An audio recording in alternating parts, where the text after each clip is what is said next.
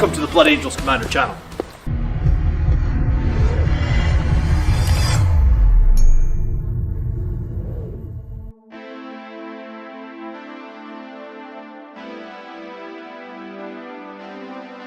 Evening guys, how's everybody?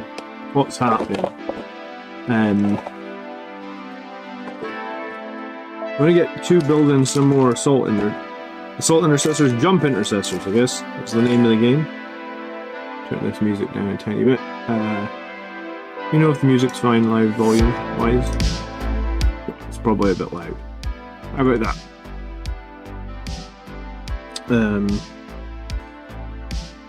Yeah. So, I built one last time out. I give him a beak helmet because we know beak helmets are pretty cool. I assume people are painting these guys with yellow heads. I don't have any of mine painted yet. That was the first one I've built. This is number 2 here. But I assume yellow heads, right? Is anyone doing different color heads than yellow? I'm going to give all these guys beak helmets though to start with. I get these Horus Heresy Mark 6 heads. So I'm going to be moving the first 5-man guys. We have a little, get the beak helmets in there, a little bit of a tribute to the Firstborn Marines, I guess. So that's what I'm doing, and I'm going to be using probably a Firstborn upgrade sprue as well, because we might use some with the Primarchs upgrade sprue, but I think the Primarchs upgrade sprue is far superior to the Firstborn sprue. But yeah, so sorry, no live game tonight. I was out with the football last night, so I had to do bedtime with the kids tonight. I think it's only fair. So hopefully getting a live game next week against Miles. I saw Miles in the chat. What's happening, Miles? If you can't make it next week, Miles, let me know and I'll play against Andrew or something. I think I've got like 2 games more before my tournament, and I actually did watch back the final turn of last week's game, because I lost in the final turn of last week's game, and I think Colin, I want to say accidentally, because I don't think he intended to cheat, but he made 3 mistakes in the final turn of the game, which actually made him win the game. So technically, I'm not sure I count last week's loss as a loss, because he made 3 pretty significant mistakes in the final turn, which if he hadn't made the mistakes, then I win the game. So yeah, I'm not entirely sure if I feel like I lost last week's game, if that makes sense, because like I said, Colin made 3 big mistakes. Rizio, what's happening? Jim, good evening. Jim's definitely painting them with yellow helmets. Good to know. I imagine some people will do red helmets, but I think probably they're going to look best in yellow, right? I think.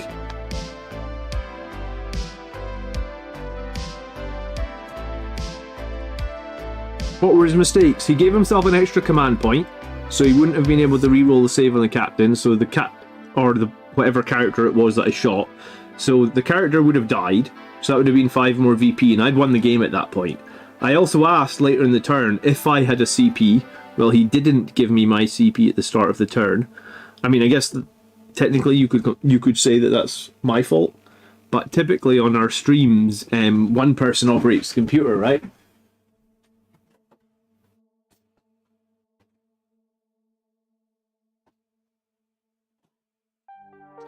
So if the person operating the computer messes up the CP, I didn't realise until in the replay that he'd messed that up. So he got an extra CP and he took one away from me. And then, what was the third mistake he made? I forget now. But there was, I've got it on my mobile phone. There was 3 mistakes.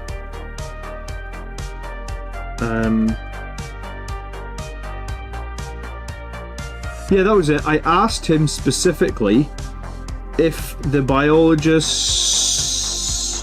No, not the biologist, the foul blight spawn. I said to him, because he said, my foul blight spawn fights first. And I said to him, are you sure because when the Space Marine characters are no longer leading a unit, they don't get fight first anymore. And he was like, yeah, I'm sure the Fileblight spawn gets to fight first regardless if he's leading a unit or not, which was a lie. So he made 3 mistakes in the final turn. So, like I said, I'm not super worried about... you know, that would have been 10 wins in a row, so I would have... I feel like I still learned a bit. I probably learned... Like, I actually reviewed my list a little bit harder because I lost the game, right? Or I thought I had lost the game. But, realistically, I wouldn't have lost. But, yeah. Mistakes were made. Things were learned. It's all good. What would the score have been without the mistakes? Well, I would have won by 2 points. I think he won, like, 83-80. I guess it would have been 85-83 to me. Maybe even more, because... Yeah, maybe even more, because I asked him if I had a CP and he told me no. So I could have re-rolled one of my missed wounds or something, and that could have got slightly more, so... yeah, not a big deal. It's fine. But honestly, when you lose a game, you review your army list way harder than when you win the game, right? Like, when you win the game, you just walk away from the table, you don't review anything. The beaks work pretty nice on these guys, actually. Does this guy need, like, a holster for a pistol? I mean, I guess he could get one. I don't think I stuck a holster on him. He's supposed to have holster number...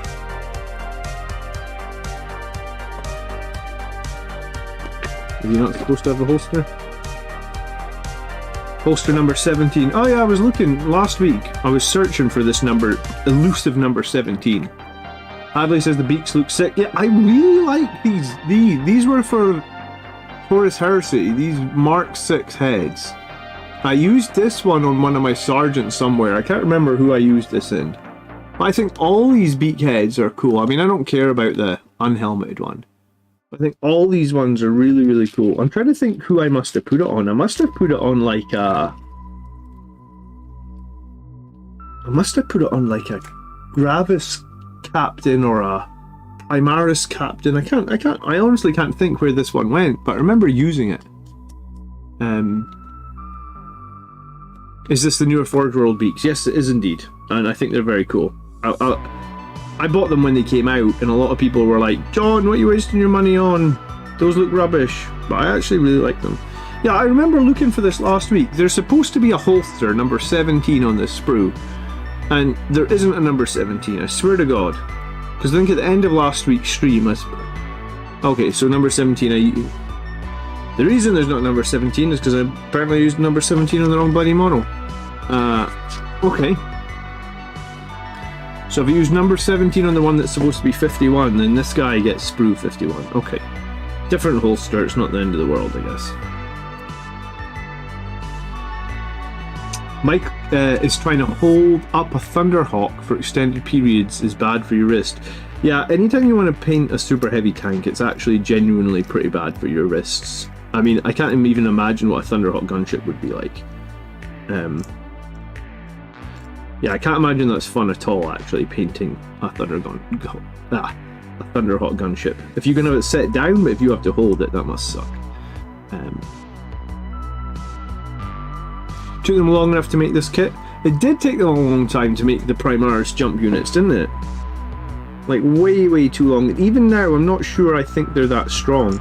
Like, they're,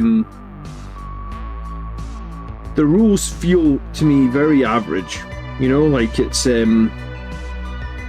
have basically the bad version of Hammer of Wrath. And even now, I guess, like, until the Blood Angels get an FAQ, a bunch of our characters can't even join these guys, which is probably more than probably more of a problem, right? Like, Dante can't join the Jump Intercessors. Well, basically any of our named characters cannot join the new Jump Intercessor squad. And we lost the Assault Marines, so it just limits. Blood Angels are in a weird spot, tough spot. Both, maybe. I like these jump heads though, or these beak heads. I'm going to do all 6 with beaks. Yeah, they're cheap on points. Yeah, I mean, I guess if you run them like cheaply with a captain or cheaply with a chaplain, they might be okay. But I don't know if I feel like they have enough damage output to... Because even like the 5-man unit, probably 4 of them get into engagement range, so you do like 2 mortal wounds. It's pretty lackluster, mate. Or at least I feel like it's pretty lackluster.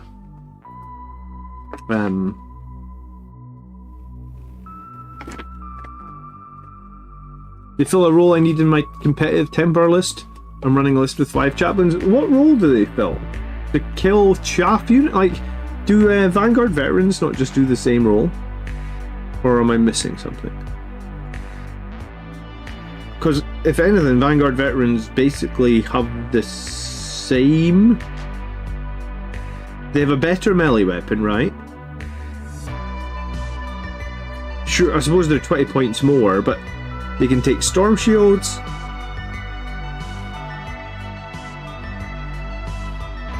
I'm not convinced on these guys. I mean, it's funny that I'm probably just building these guys first because I feel like they should fit with the Blood Angels, but I'm really unconvinced. I'm gonna have to try and... What's their bed loadout?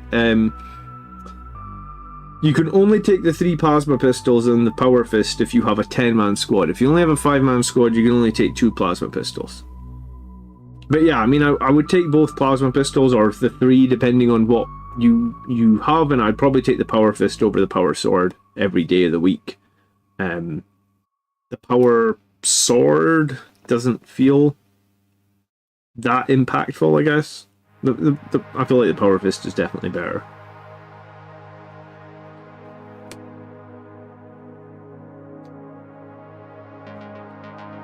I guess we'll find out down the line if Blood Angels are allowed to have Infernal Pistols, but I feel like I'm not holding my breath for that, because based on a lot of these new models, the weapon options are what's in the kit. Someone pointed that out to me and said, like, the weapon options that we get nowadays is literally what's in the kit. So if they're not in the kit, you typically don't get weapon options anymore. Vanguard veterans are more, 20 points for 5-man. Yeah, but surely Vanguard veterans get much better weapon options, right? Well, they get a more deadly melee, they get the option of shields, and then they get options of, I guess, decent pistols on every single guy. They're a cheap objective holder with movement. Yeah, I mean, that's probably the way that I would see them. They're a cheap objective holder with really good movement. And these guys have terrible mold lines on them, by the way. If you haven't bought a squad of these guys, you're going to have to be prepared, because the mold lines on them are... The worst kit I ever bought for mold lines, I feel like, was the Infiltrators / Intercessors, and these guys are right up there. With like, just... The mold lines are so bad.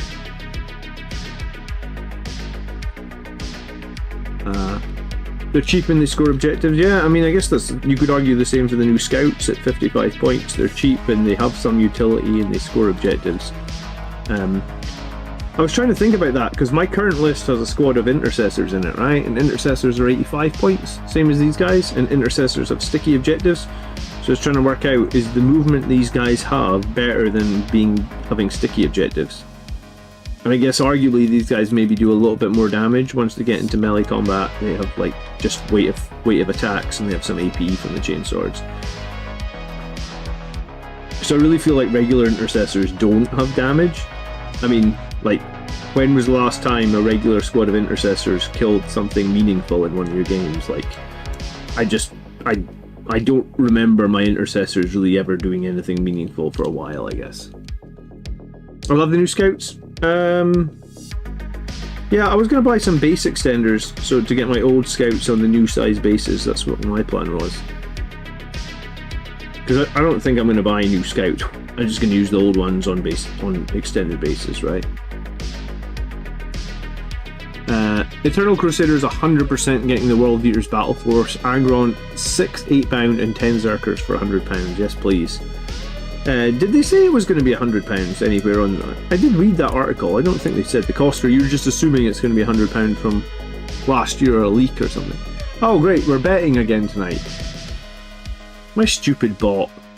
When there's a game going on with a bet, it decides not to work. And when there's no game going on, it's like, hey, you want to bet on Blood Angels versus Votann? Well, I mean, good luck on finding out who wins that game, because it's not happening. I had a 10-man Intercessor squad kill a knight once.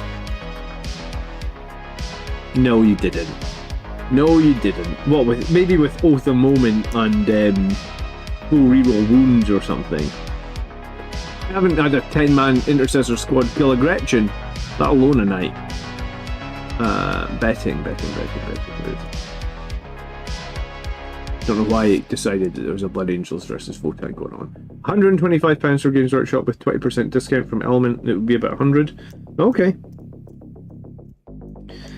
Then yeah, I mean, the Battle Force boxes typically are good deals in terms of the number of models you get in them, but I think the Space Marine Battle Force seems very lackluster. I had someone on one of my comments like talking about White Scars, and I was like, White Scars got really screwed this edition, I feel like. Because the only unit they've really got now is Outriders. And I mean, I guess you can attach ATVs to Outriders, but ATVs have lost a lot of their power because the Melta-Guns, or the multi-Meltas on ATVs, are only strength 9 now. You have to be rapid to get the Battle Force. You know what? I've never actually ordered a Christmas Battle Force. I've had, like, I buy all the other boxes. You can see them all behind me, like Leviathan and Dark Imperium and Shadow Spear and all that, but Strike Force Augustus. I've never bought a Christmas Force. Maybe Christmas Forces, I think, are they more aimed at people starting new armies? I mean, I don't start new armies, I just always work on Blood Angels. But the ATV can paint a nice M on the driver's forehead, yeah, and it can be a Mario Kart. Yeah, I know the ATV can be like a Mario Kart, but I don't think it's a good unit. I don't think Outriders are a good unit either, unfortunately.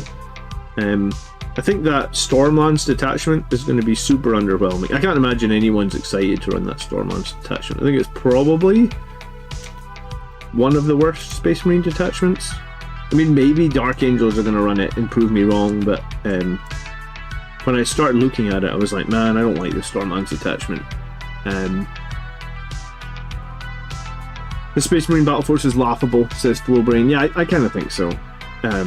I mean, the only part of it that will not be laughable is you're going to save a bunch of money, I guess. Because, I was going to say, I've just bought 5 of these Jump Intercessors, and I think they were £35 for 5. So if you get 15, then that's £105 before anything else is in the box. And you get Outriders, you get an ATV, you get a character. So I guess it will be reasonably decent. If you can get that for £100, then that's a really good deal, I guess. But yeah, I don't know why anyone would need 15 Jump Intercessors, though. They're very limited with their weapon options. They literally can only really kill infantry. Maybe, I guess, in Blood Angels you can kill slightly more than infantry, but for Blood Angels right now you can't attach any characters, so that's a real problem. Or you can't attach any Blood Angel specific characters. So I really don't know what the... I think if an opponent lined up with however many, 15 of those Jump Intercessors, I don't know if I'd be that scared. It's just chainswords, right? If it's still sitting on your shelf, then it's expensive. Yeah, I mean, I guess that's the trick, is to not buy stuff you don't make, right? A couple of Master of Executions is all you need to add. You're still talking about World Eaters. I really like... Do you know what? I haven't actually... The World Eaters Codex came out right at the end of 9th edition. They had like a hot minute with their Codex before we moved into 10th. Does the... Who's the guy on the crazy Juggernaut of Khorne that gave 2 units like a 9-inch pre-game move? I forget what he was called. Lord... Oh, that was it. It was like Lord Invocatus. I thought he was one of the coolest Juggernaut... not the coolest Juggernauts. I thought he was one of the coolest rules characters that we'd seen for World Eaters for a while. I thought that was really strong and really... it really gave a reason to have a different warlord, but Lord Invocatus, yes. Is he still good, or did he get hit pretty hard with the nerf bat in the 10th edition? Pete just says, I miss the days when a single Blood Angels captain killed an invisible Wraith Knight by hitting with a lucky grenade and getting an explosion. Yeah, I mean, I miss the days when a single Blood Angels captain could kill an Astraeus. By the way, speaking of Astraeuses, I think Astraeuses could be insanity in that new detachment. the Iron Spear... No. The Iron Storm Spearhead detachment. Have you guys checked that out yet, that detachment? Because for me, that detachment seems like pure insanity. I've made a video on it. I was uploading the video right before I went live. I need to do my thumbnail and all that good stuff. But honestly, that Iron Spear detachment is insanity. Like the damage and the buffs and the auras it gets. I'm surprised we haven't seen like Iron Hands players coming out of the woodwork, because like I'm tempted to run it as Blood Angels. It's that bloody strong.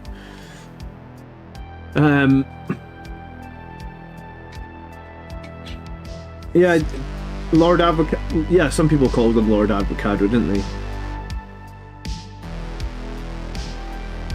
He scouts 2 units, I think. Oh, if he still scouts 2 units, that's very cool. I like that a lot, actually. I thought that was really strong at the end of 10th edition when he was scouting the multiple units.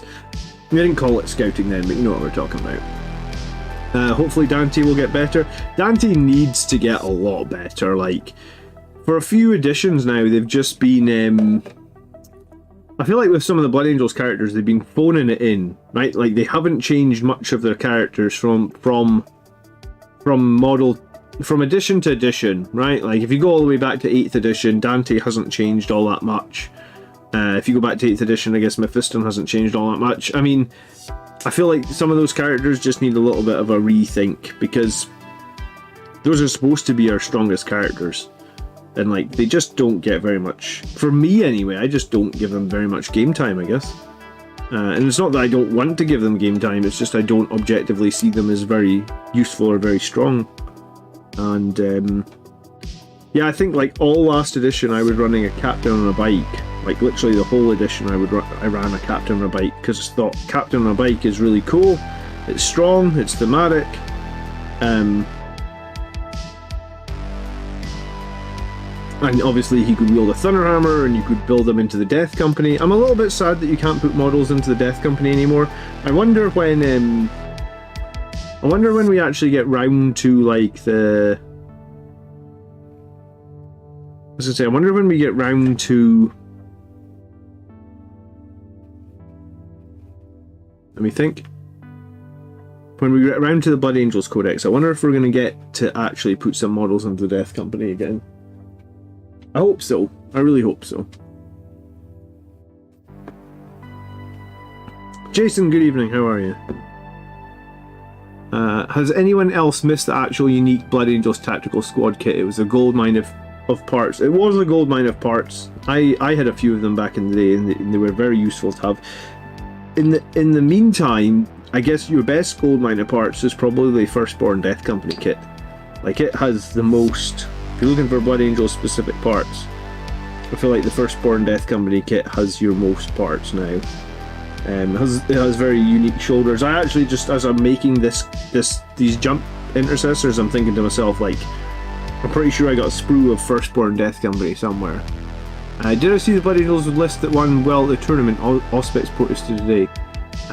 Only Blood Angels unit was Librarian Dread. Was it Iron Spear or was it something else, Flowbrain? I actually haven't seen any of Auspex tactics videos today. I was pretty busy at work today. Can a jump pack chaplain even go with them?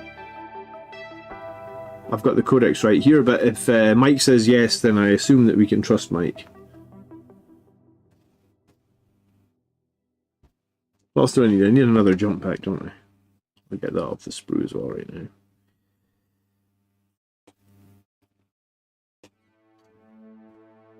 Yeah, the Firstborn Jump Pack Chaplain is about the... I think he's the only Firstborn character that can still have a jump pack, actually. I honestly thought that they were going to do it much more slowly. I thought they were going to, like, deprecate, or I thought they were going to remove, like, one jump pack character per edition. So, like, very slowly phase out the Firstborn, but they've really stepped it up. I reckon by, like, the start of 11th edition, all the Firstborn are going to be gone. Major Paint says, John, recommend an anti-tank ranged unit for Blood Angels. Well, I mean, my list at the moment, Major Paint is 2 Vindicator tanks. I think they're very good at anti-tank. They're also good at very anti-elite infantry as well. just because they have like D6 plus 3 shots plus blast, and they can shoot in melee combat. So I really like the Vindicators.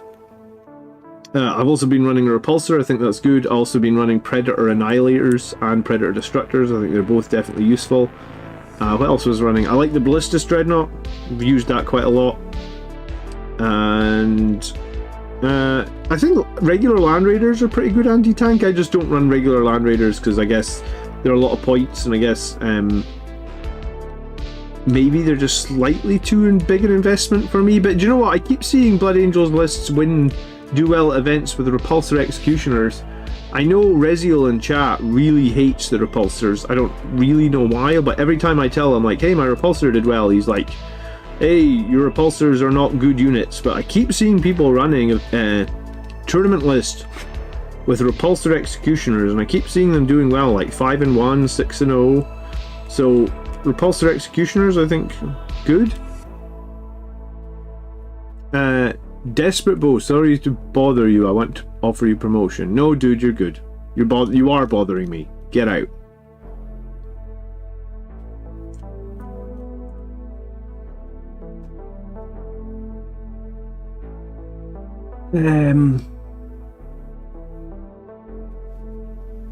Might just confirm that you can attach a chaplain. They confirm it in the codex. Thanks, Mike.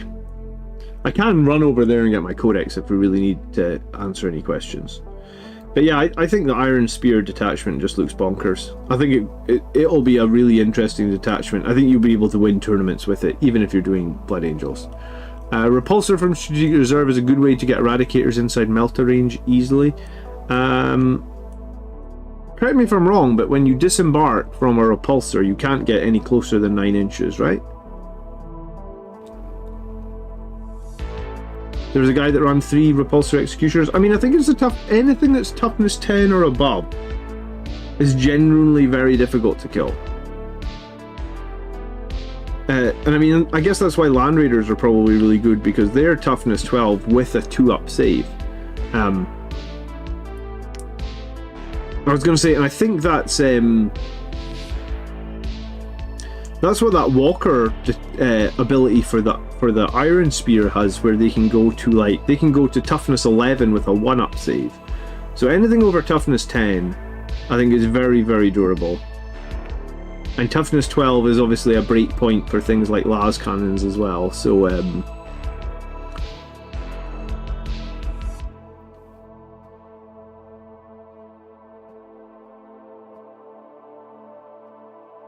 disembarking has to stay out 9 inches. Yeah, I thought so. I thought that Inceptors can arrive within 9 inches, but I think they're maybe the only unit.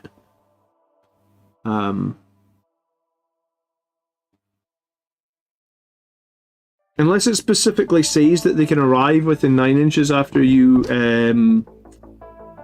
disembark or strategic reserve, then they cannot arrive within 9. There would need to be a specific rule that says that they're exempt to that stand, because that's like a standard rule, I'm afraid, Furion.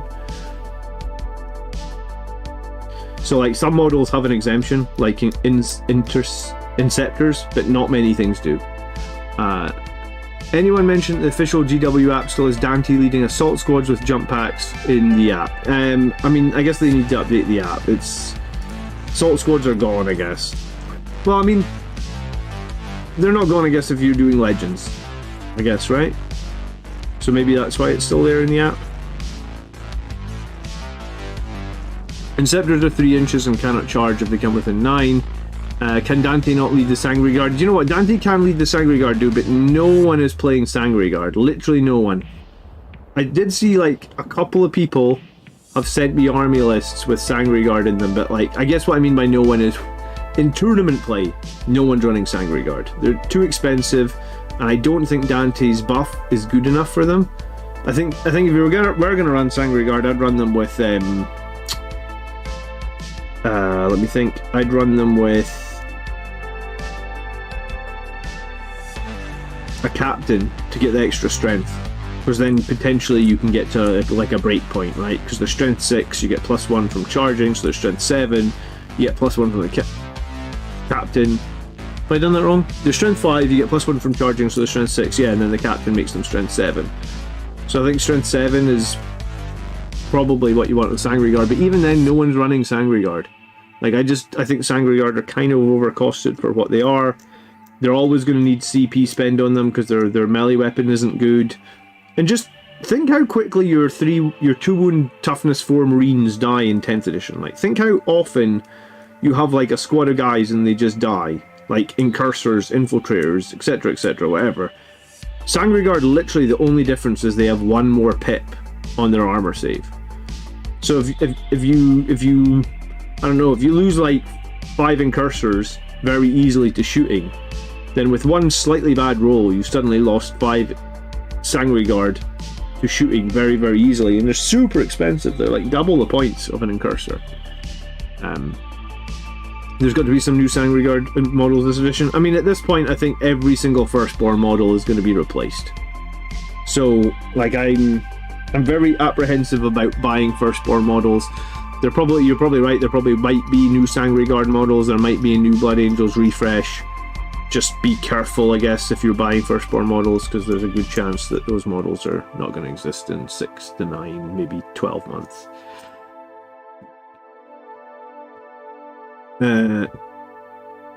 No, sometimes they do just forget on the app. You always have to kind of take the app with a pinch of salt, I guess.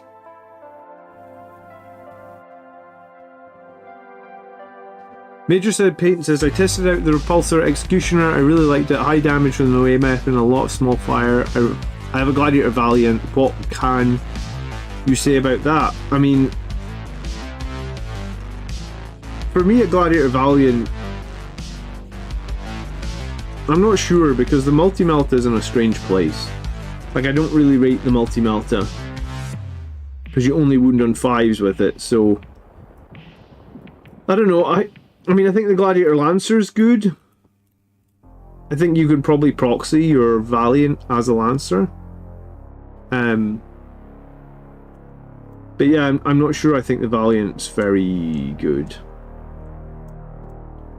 But, you know, I've been running the regular Repulsor a bunch, and I do actually want to run the Repulsor Executioner at some point, because I think the regular Repulsor has been doing work for me. I like the idea of trying the Executioner. I mean, the main cannon of the Executioner is the best cannon. Is the most damaging weapon Marines have, right? It's D6 plus 4.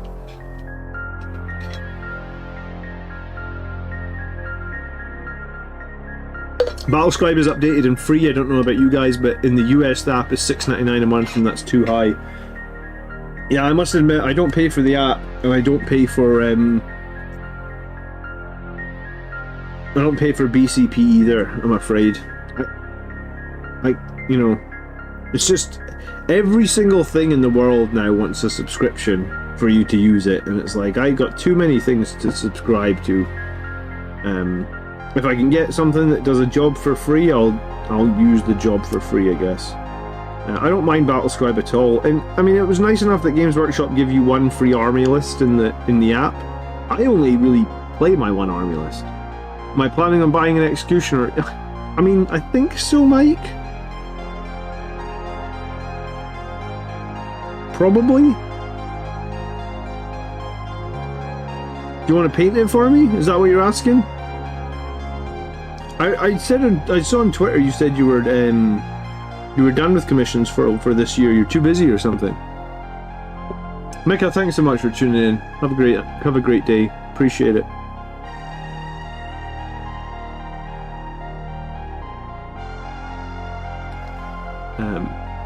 But with the 1 free army in the GW app, you can't view the stats. You can view the stats if you add your Codex code to the app.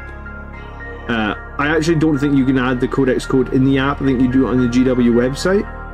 But once you've added your Codex code, you'll be able to look at the stats for your army. I do think that's bad putting all that stuff behind a paywall though, because like if you go to a tournament and you come up against an army you don't know, you're not able to look up their stats. So I don't like the reasoning, or I don't like that they've done that, but you can see your own units once you've added the code from the Codex.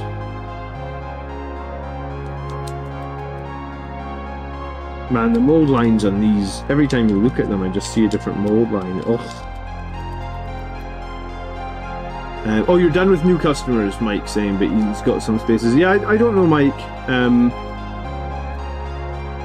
Repulsor Executioner. I mean, I've got this. Probably what's going to be the make or break for what models I buy is I've got this tournament on the 18th of next month. So that's like 3 or 4 weeks from now. Probably once I go to that event and I get like. There's still a bunch of armies that I've not played against at all in 10th edition. So once I go to that event and get the games under my belt, so to speak, maybe I'll figure out what I'm going to buy next. I mean, I guess I will figure out what I'm going to buy next, but yeah, be good to have gone to a 10th edition tournament and feel like, you know, hey, I really felt like I was missing some armor, or I really felt like I was missing this or that.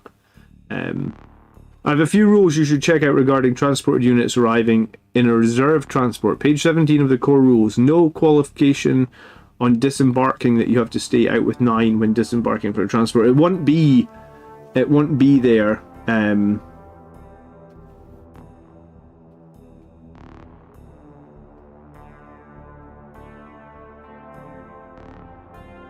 Oh, really? There's something in the designer commentary. Okay, well then we ignite the debate. We ignite the debate, Furion. I was convinced you would not be allowed to end within 9 inches, having disembarked a transport.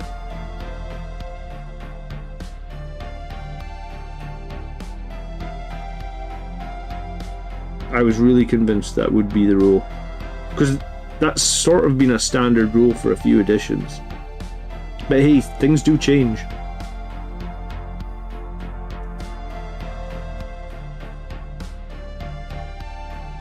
Someone in chat will correct you if you're wrong, don't worry. They always manage to correct me on my stream when I'm wrong.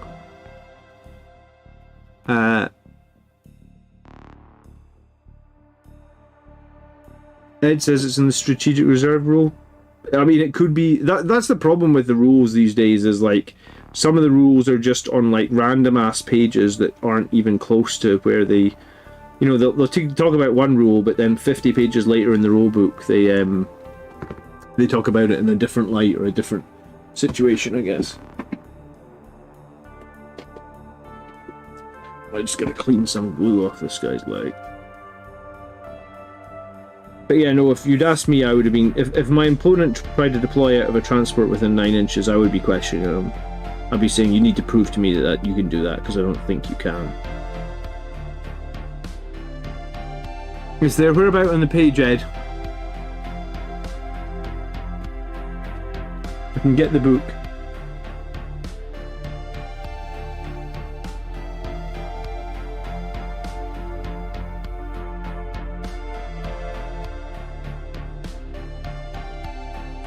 I'll get the rule book. We'll settle this. Hold on. Strategic reserves.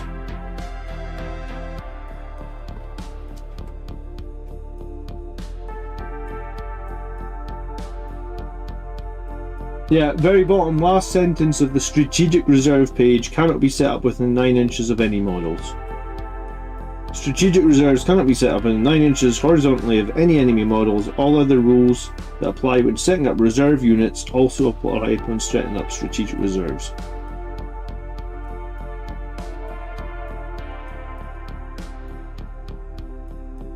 Arriving as reinforcements from strategic reserve, explicit exemption stating the rules do not count as arriving from reserves when disembarking from a transport.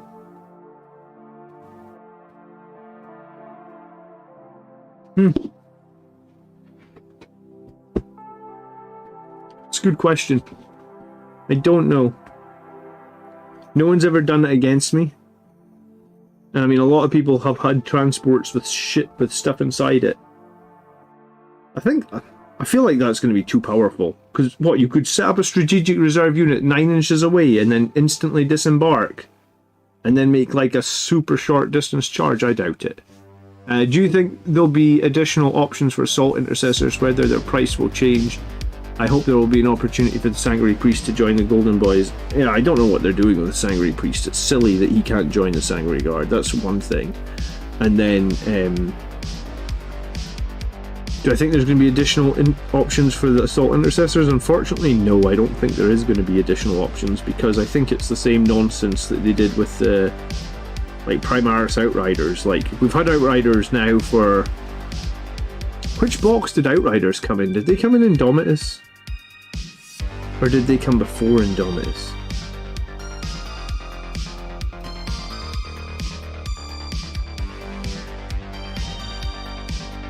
Yeah, Outriders came in the Indomitus box. Yeah, so we've had Outriders for almost 4 years, and they still have no options out with the chainswords. And I really don't think that chainswords... Like, I don't think Outriders are a good unit, period.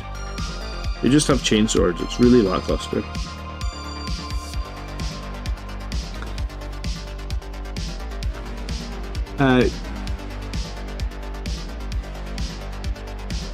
Did they fix captains and jump chaplains yet? What do you mean by fix them?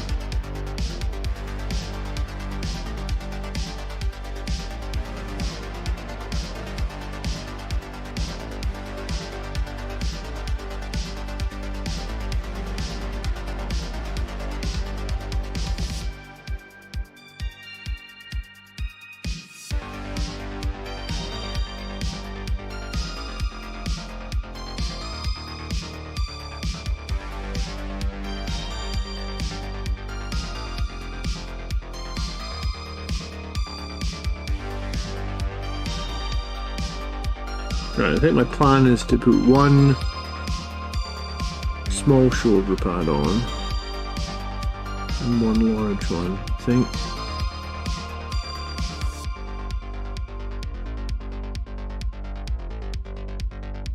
Where did I put my upgrade screws? Here.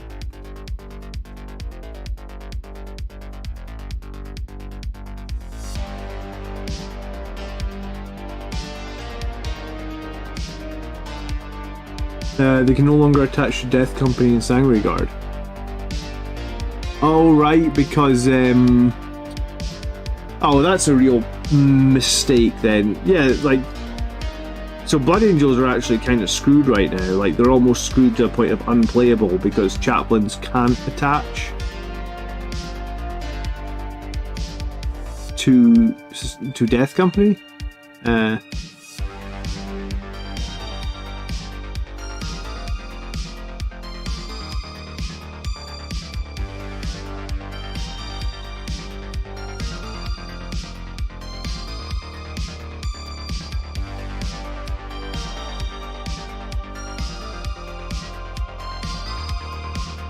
Yeah, you've got me stumped. Honestly, I don't know if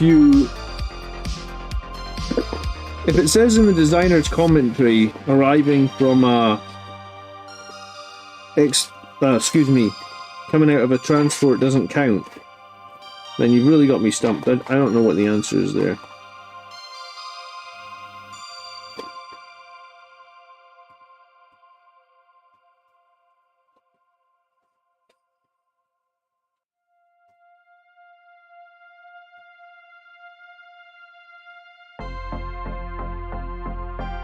I think that the last sentence on the strategic reserve page possibly nullifies the rule, but I guess you can find out from your TO.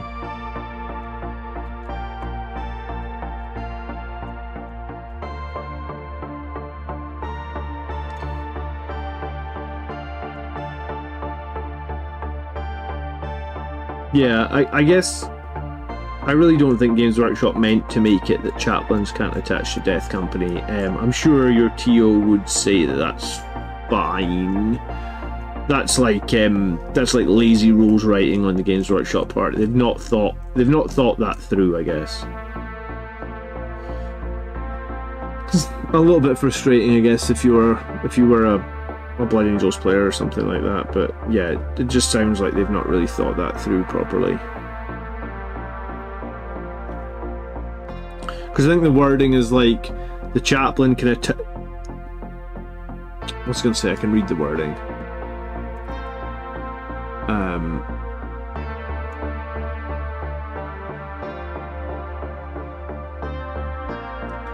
So Death Company Marines with if a chaplain model from your army with a leader ability can be attached to an assault squad with jump packs, it can be attached to this unit instead.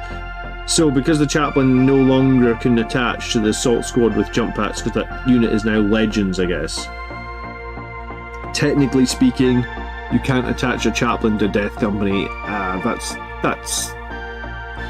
That's a real. It's shitty rules writing. Has anyone actually emailed Games Workshop about that? Has anyone in the channel like sent a email to their FAQ team about that? Because if not, I can do it. I don't mind doing it. I did it. I did it for a few of the like. I'm trying to think what I did it for. I did it for some of the mistakes that were in the index when the indexes launched, like whenever they were, like 3 months, 6 months ago, 3 months, June or something. So I'll do it again if I need to do it. Just if someone's already done it, then let me know. Because I don't think it helped. Like, I think you probably just need to tell them once. Whoever wrote Codex Space Marines obviously wasn't involved in writing the Blood Angel stuff. I feel like most tournament organisers would allow it. Yeah, I agree 100%. I think most TOs would realise that that's shitty rules writing and they'd just say, yeah, that's fine. I honestly wouldn't even... I was going to say, I don't even think I'm going to ask my TO because I think he'd 100% say it would be fine. It's really just bad writing.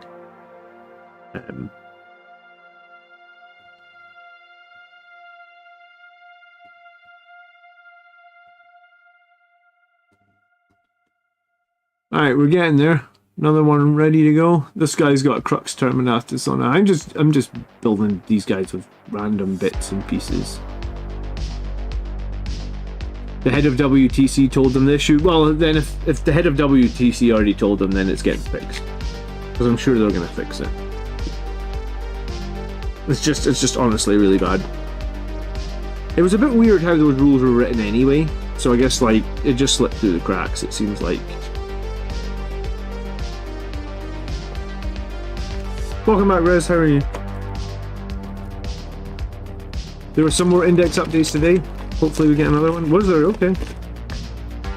I don't know if they're planning on doing like an index updates for the Space Marines that aren't in the book, like Blood Angels and stuff like that, I guess. I have no idea.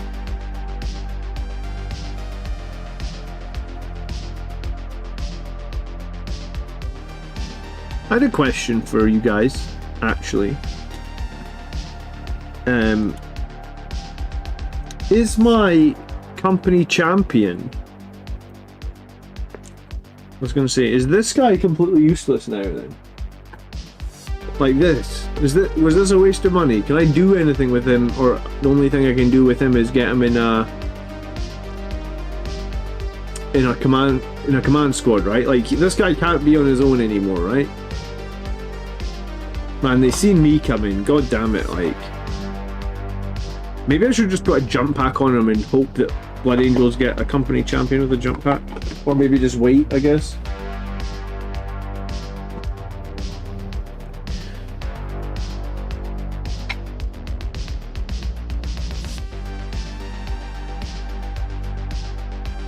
I use the disembark to get eradicators into melter range. Yeah, I don't know. I really don't know if you can do that, Furian. I think you got to ask your tournament organizer. I feel like that's an unintended thing, maybe.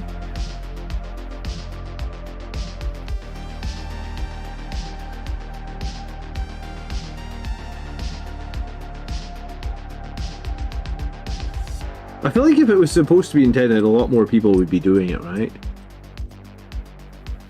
You can make company heroes? Yeah, okay, great.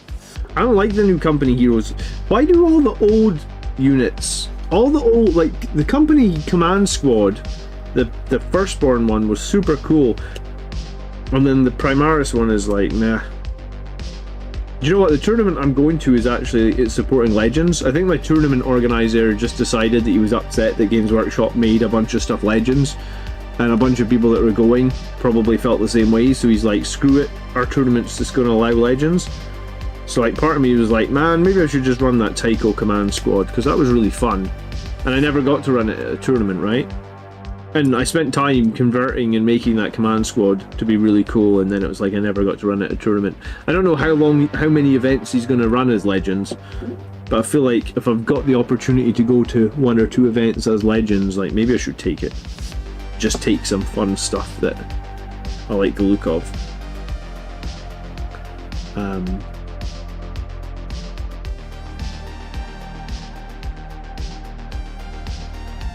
Mike has posted how to settle the... So what excuse me, Mike. What is your consensus on it? You think you can disembark with a 9, or you're pretty convinced you can't?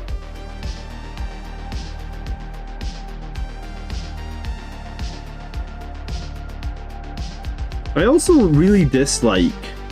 Well, I'm making this jump squad right now. And to be fair, I do like... So I like the models, but I really dislike some of the rule writing around these guys. Like, they can take 2 plasma pistols in the squad, right? But they only take 1 melee weapon. Are they a melee unit or are they a ranged unit? Because they've got jump packs and they've got chain swords. So, to me, I feel like they're arguably a melee unit. So if they're a melee unit, why,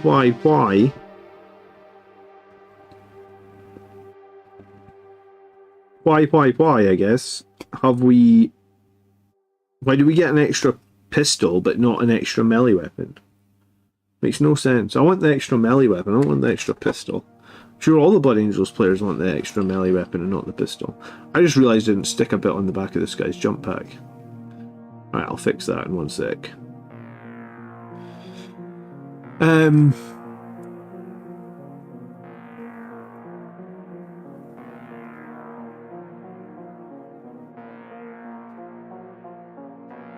Reginald can't stand the kit. I mean, the kit's nice, Rez, it's just the rules don't make a lot of sense.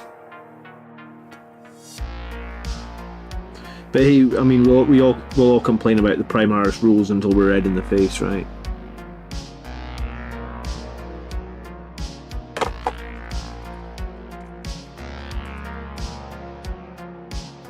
Be a cold day in hell when we don't complain about the Primarchs rules.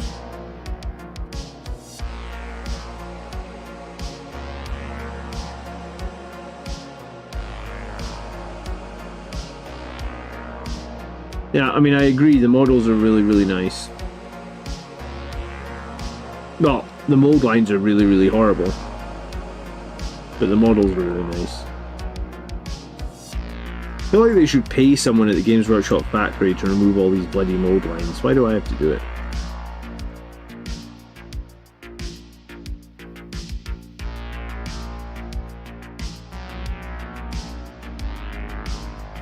Sorry, Mike, did you hear the rumors about Blood Angels and Tau getting potential range refresh soon? Yeah, I mean, Valrak posted a video about it earlier today.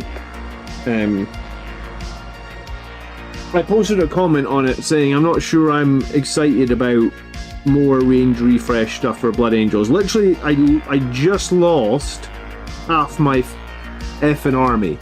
Like, half my army went Legends 3 months ago. If I lose the other half of my army and have to start again from scratch... Well, I'm not starting again from scratch. I'm just going to put the old models on bigger bases. I'm going to buy those basic extenders on eBay. I'm not rebuying all my models. It's insanity. I get 2 kids and 2 jobs. I haven't got time to start all my armies again.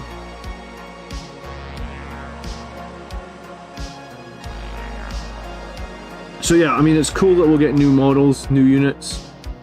But yeah, it annoys me that our current stuff...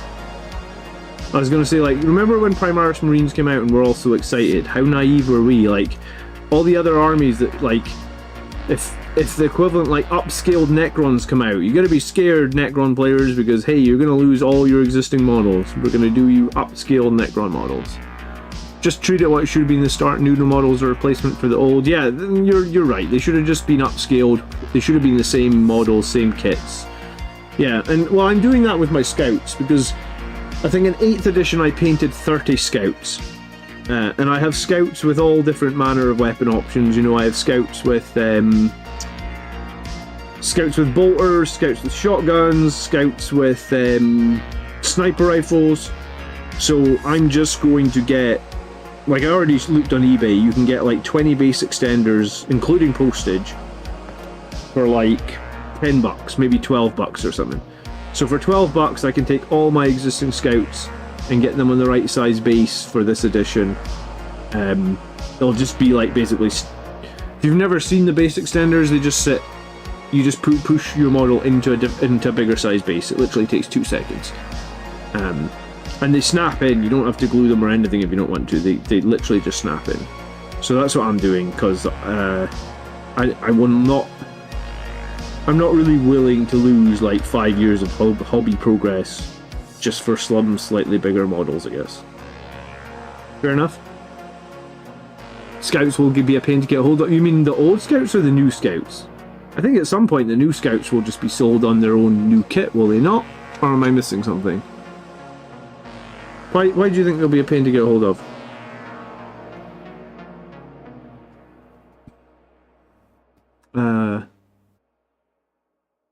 Hadley says, even I'm salty about how much you lost in the army, especially the laser Vindicator destroyer.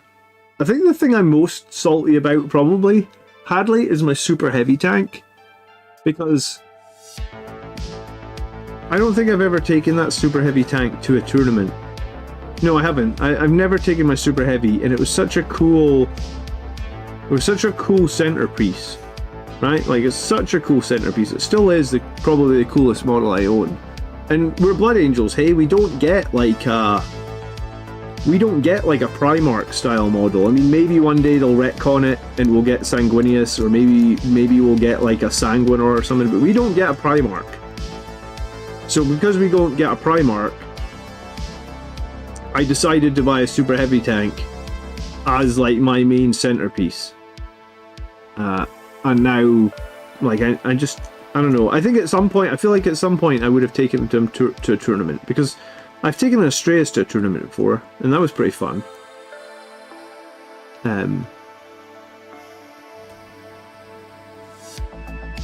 Would it be seen as modelling as an advantage as the old Marines are smaller and hide better? I mean, technically you could possibly get called out on that. I guess if you're going to use the old Marines, you're probably going to have to check with your TO. I think most people aren't going to give a shit, because literally they're like half a centimetre bigger. It's going to be very minute. I know some people already didn't make Sangre Guard models without their wings, like professional players. So I think if you can get away with Sangre Guard without wings, you can literally... I mean, firstborn models have jump packs on them that make them a bit taller anyway. So I guess if you put some of these guys side by side, there's going to be very little in it, right? But yeah, you're right. You could get complaints about... But terrain's quite standard now. I feel like if you can hide a... I was going to say, because like most of the time, like in most of the games now, I'm hiding Gravis units, I'm hiding Terminators. If you can hide Terminators, you could hide a jump range, surely. I much prefer all the firstborn speeders. Yeah, I'm not really a fan of the Thunder Strikes and Storm Speeders. I've got one, but I don't know if I'd ever get more than one. Maybe they just don't really fit with Blood Angels. Maybe Rezio. But I like the little speeders, and I also like the attack bikes. I don't have any ATVs actually. And I had a boatload. I think I had 6 attack bikes, all with multi-meltas, but I don't have a single ATV. I actually converted my attack bikes to be on bases, even though they technically don't come on bases. So I wonder if I really wanted push come to shove, I could probably ask a TO if I can run them as Invader ATVs, because they're on bases and they're quite big. I put all jump packs on Primarchs Assault Intercessors, magnetized them so I can use jump packs or regular backpacks. There you go. Core rules, page 16. In the reinforcement step of your movement phase, if you have any reserve units in your army, you can select one or more of them to be set up on the battlefield, one at each time. You guys are still debating if you can disembark a transport from reserve and start and get within 9 inches of the opponents. I really don't think you can.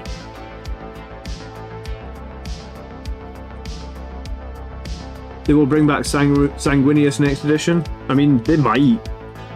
He'll sell a lot. I mean, I assume that the new Dante... The thing is, new Dante probably sold a lot anyway, and his rules are terrible.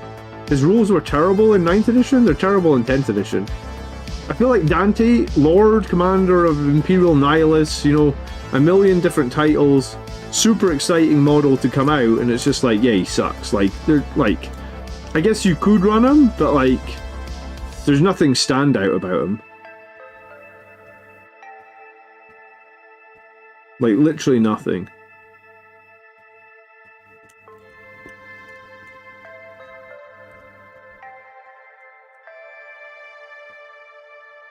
And they finally gave like his Infernal Pistol a little bit more damage at the in the same edition where they made Infernal Pistols like much weaker.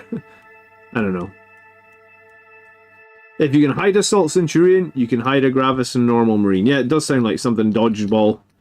It's a bold strategy, right? Yeah, I don't think people are going to have too much complaints about using Firstborn models. I think the only tournaments you maybe have problems with is if you go to the official Games Workshop events. I think if you just go to any random tournament, they're going to be okay with using Firstborn as any variant of the Primarchs. I really do. Because I think people will choose not to go. You know, like, if... I've said it all along. When other people were, like, hating on Primaris models, that was never me, right? Like, I've been running Primaris models since they very first came out. I never had a problem with them. I had a problem with the lack of weapon options with certain squads and stuff. But I did find, like, a lot of value in, like, you know, Infiltrators being amazing, Incursors being amazing. What other Primaris stuff did I run last edition? I ran Blade Guard an awful lot. I liked them so much. Trying to think if there was much else. Blade Guard were really good for Blood Angels last edition though, because they really did kill things very, very efficiently. But anyway, so when everyone else was like on the fence about Primaris, I was running them. Like I never had a problem.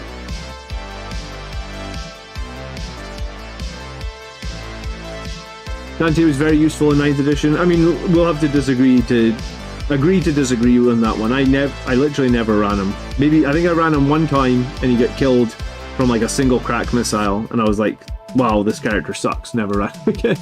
I mean, it's a bit of a bad roll. I just think that the buffs that the warlord traits and all the other artifacts and stuff you could take on your named characters made them a lot better than Dante. I'm taking Dante and Sanguinary Guard to make my list less meta, says Benno. Benno, I guess you get a prize then. You're like the only person taking them. You're making a fluffy list with Dante. I love it. Good for you, man. Not many people will be doing that right now, I tell you. Not many at all. Unless it's in a drop pod. Yes, of course you can't charge out the drop pod, but they fixed that with the new codex. Yes. Drop pods, I guess... I mean, drop pods are a cool thing to have anyway. I guess people are gonna rate drop pods a bit higher. I don't know how I don't actually... I was gonna say I don't actually own a drop pod. I do own a drop pod, I just never actually got around to making it.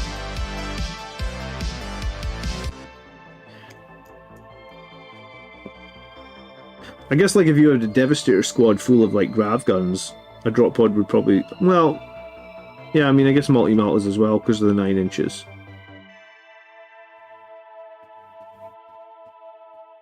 I'm not fluffy, I'm just big-boned. The community proved how good Dante was over and over in 9th. Meh. I don't think he was good.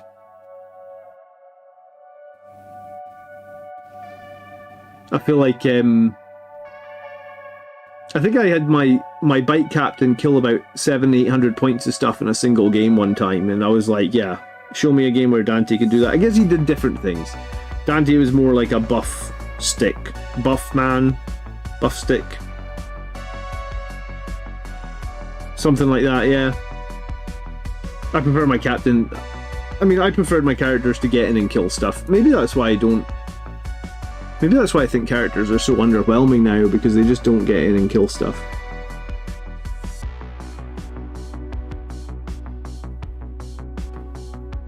But I think I did convert a lot of people into the bike characters as well. I think a lot of people are sad about the bike characters. Plus, a lot of people did really well with the chaplain on the bike. Like, a lot of tournament Blood Angels lists, I feel like, used that chaplain on a bike. He had a disgusting number of wounds, right? Was it like 8 or maybe even 9? Can't remember.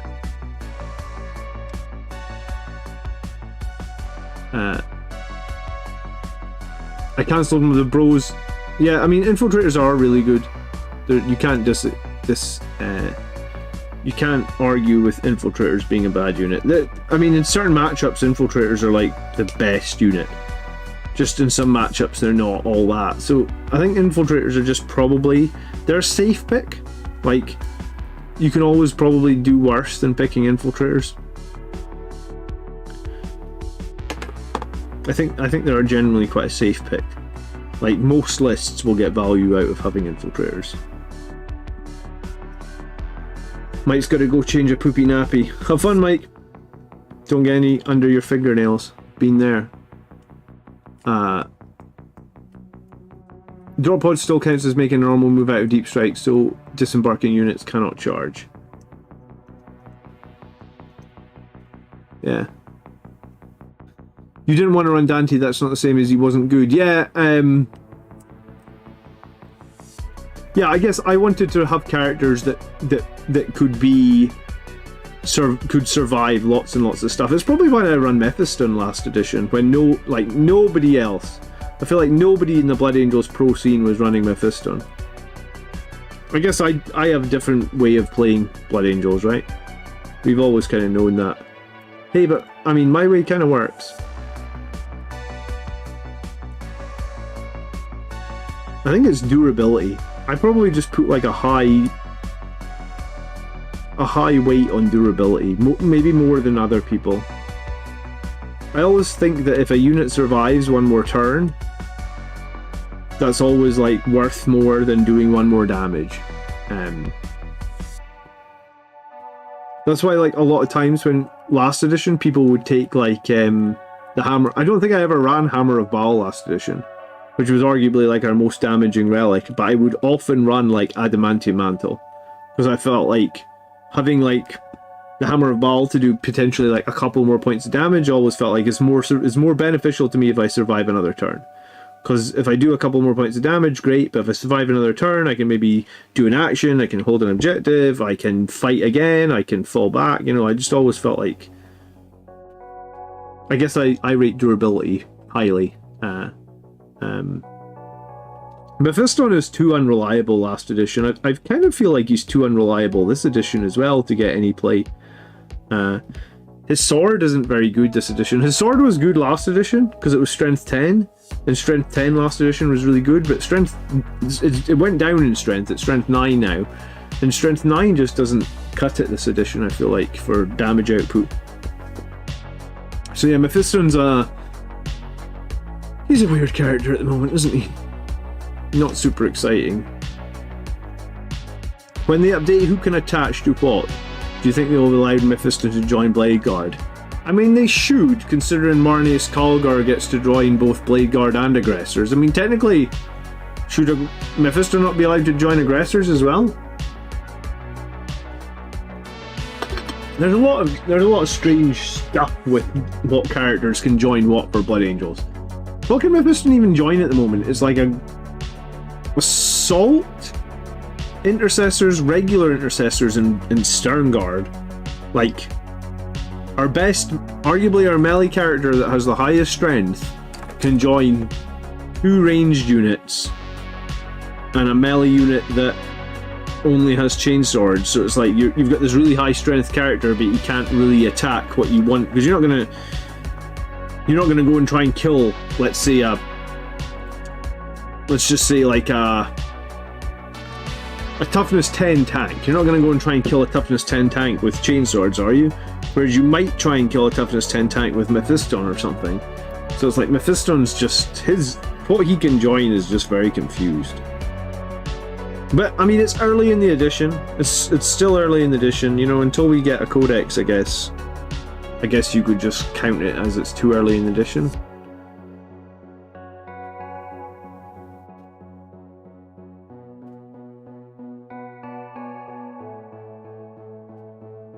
I like Mephisto much better in 10th if you can join a better unit. Yeah, I mean, I like his fight first much better, yeah. I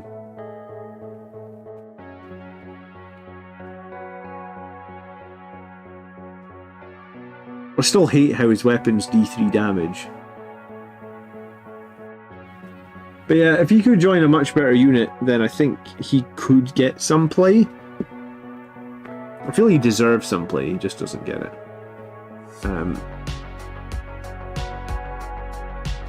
Fighter CM took 3rd in a local tournament with lots of Blood Angels melty. Well, good for you, dude. Or lots of Blood Angel infantry. Good for you. I mean, my list has evolved from having like no infantry up to like, I think I have 1100 points of infantry in my list now. So I think it's there's definitely a sweet spot in there for the amount of infantry that you probably want. And also the problem with going all vehicles is then you open yourself up to like armies that are very good with anti-vehicle. Because there is some... I played Votan and they're pretty horrifically good at killing vehicles. And I just beat them, but they killed all my vehicles, I think. Have you thought about using a drop pod with Devastators, grav cannons? I've been using them since the start of the edition, and they pop a Quistor's Knight and turn 1 from Deep Strike. They really do that much damage to a Knight from Deep Strike. Grav cannons are what, 4 shots each, Hendry? So what, you Oath of Moment the Knight or something? You've got 4 guys with grav cannons, so you get about 16 hits, and then what are you, anti-vehicle 2-up or something? And what's a grav cannon? 3 damage? Or is it -1, 3 damage? I actually don't own grav Devastators. I have Devastators with plasmas, I've got Devastators with meltas, I've got Devastators with las cannons. I feel like I've got probably 5 or 10 of each of them. But yeah, I never really made grav.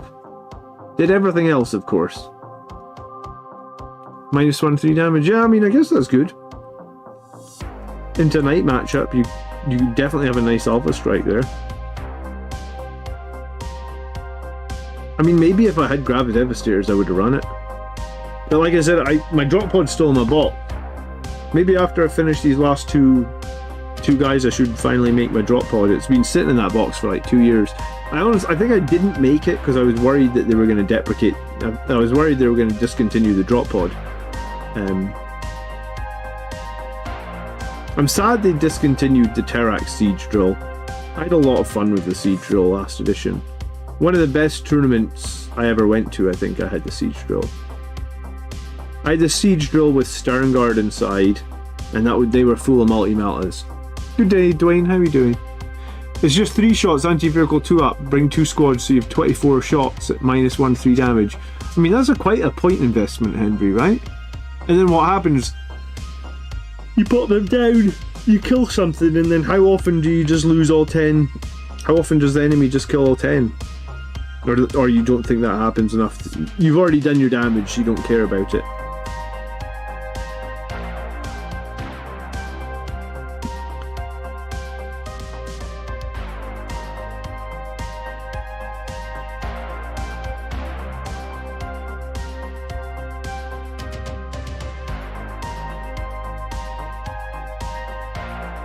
Here in 10 points.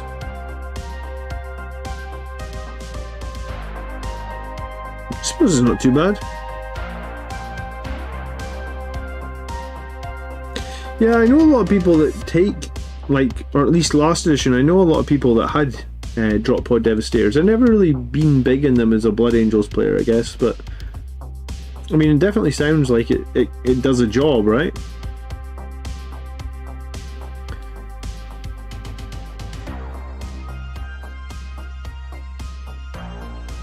I kind of hate it when the chainsword goes across the body like this, because it just makes it a pain in the arse to paint.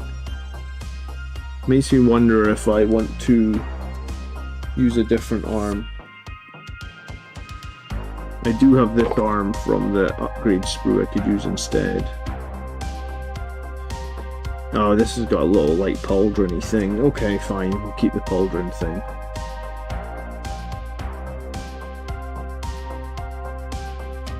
Devastators in a Razorback to reclaim reroll wounds with Oath and reroll hits might be an option if you need ranged anti-tank. Yeah, I mean,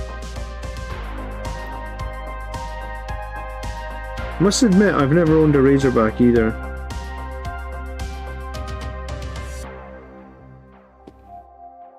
Rhinos, Predators, Ball Predators. But no Razorback for me, I'm afraid. I'm not so glad in competitive lists. I feel like running into tournaments too much. Yeah, I mean, that's the danger with going like a lot of anti-vehicle, right? If you do go a lot of anti-vehicle and then you come up into Chaos Demons, your anti-vehicle suddenly becomes very, very meh, I guess. That's probably why I liked Centurions, because they had they have anti-vehicle and anti-monster on their melee, right? So it's like you get to make sure you can deal with both with Centurions.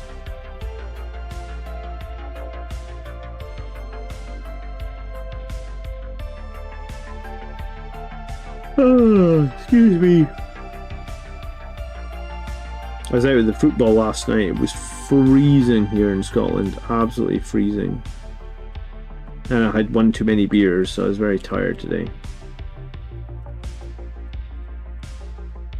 I think it would do well with some spicy rats to some of these other channel.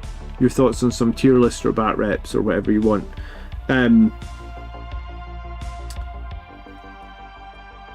kind of wanting to build some lists for some of these other detachments, honestly, Rezio, because I think Blood Angels can make some really spicy lists now for some of these other detachments. Some of these other detachments are insanity, by the way. Death Company with Power Fists are very effective on NIDs. Yeah, I mean, I found Death Company with Power Fists pretty decent. I like to attach the Chaplain to them to get +1 to wound without having to spend CP on it. I feel like that's the way that I make Death Company work for me. I couldn't believe that Death Guard were able to put 12 men inside a Rhino, though. Like, what the hell?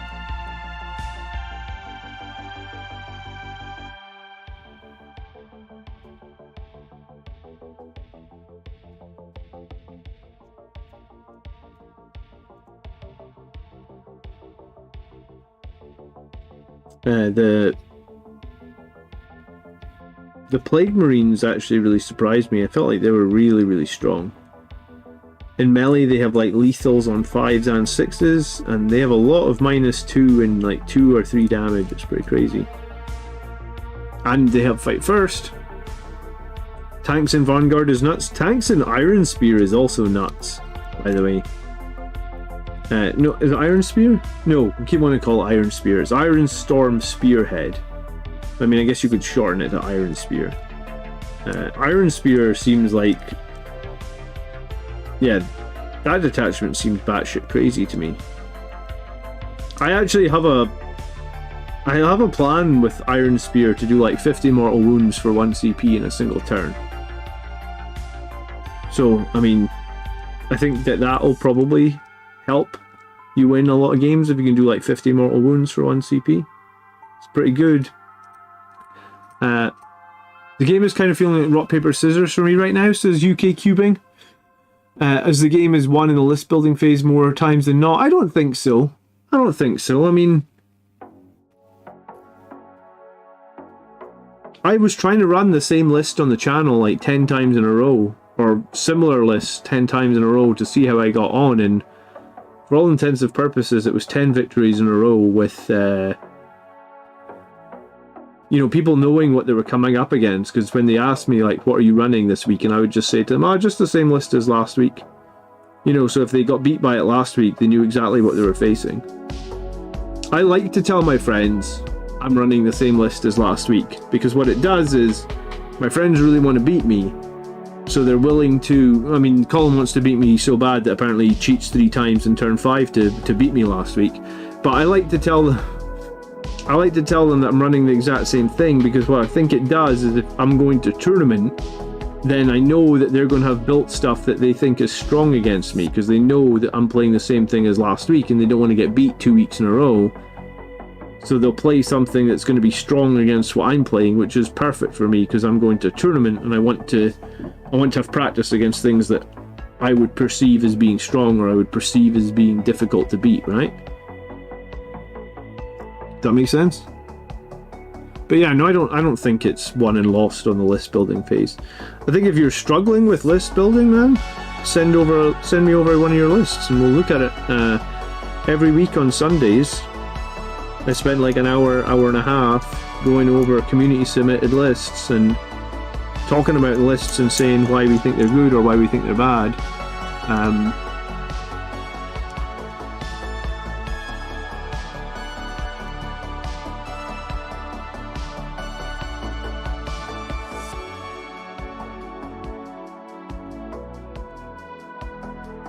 But yeah, no, I was feeling reasonably confident with the list that I had, because like it had won like 10 games in a row.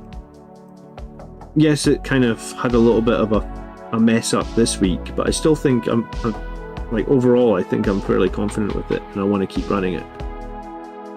Or I want to keep running 90% of it, like maybe change out one model or one unit. And it was a Gladius Task Force list, yeah.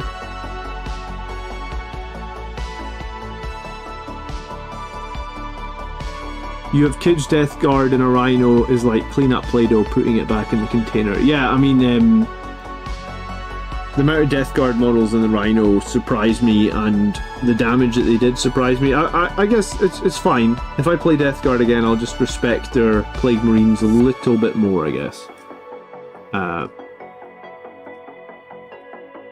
Any changes you're planning? Yeah, I think I was going to plan to put Inceptors in, because I think having Inceptors are a good scoring unit, and obviously scoring wins games. So I'll probably, and as much as I like the Centurions, I think I'm probably going to lose them. So I was thinking maybe I'll do something like lose the Centurions, maybe lose the Blade Guard, because they were both in the transport together. Replace them with like a squad of Terminators, possibly Chain Fists, possibly Power Fists. I hadn't really thought. I'm probably going to go Chain Fist, to be honest. And then, because I still need to put something in that transport, and I do think there's a lot of value in having a toughness 12 transport you can just drive to the middle of the map. And then, so I'd add Inceptors, I would add Terminators, lose Centurions, lose Blade Guard, and I think I'd have to lose like a squad of like Incursors or something like that. I'm not sure the Incursors are providing as much value as I maybe thought they were. So I'll try something like that. I guess the question, I only got like a couple more games before I go to the tournament, so I guess what I'll do is I'll decide if the Inceptors are providing enough value. If they're, if they're making me score better, if they're making me feel like I've got a lot more value out of them, then I'll probably keep the Inceptors. If I don't feel that, then I guess the plan will probably be something like just run the list that I'm currently running. But yeah, probably Bolter Inceptors, because I think the idea behind the Inceptors is just to try and take out that weak backfield objective that the opponent has, right?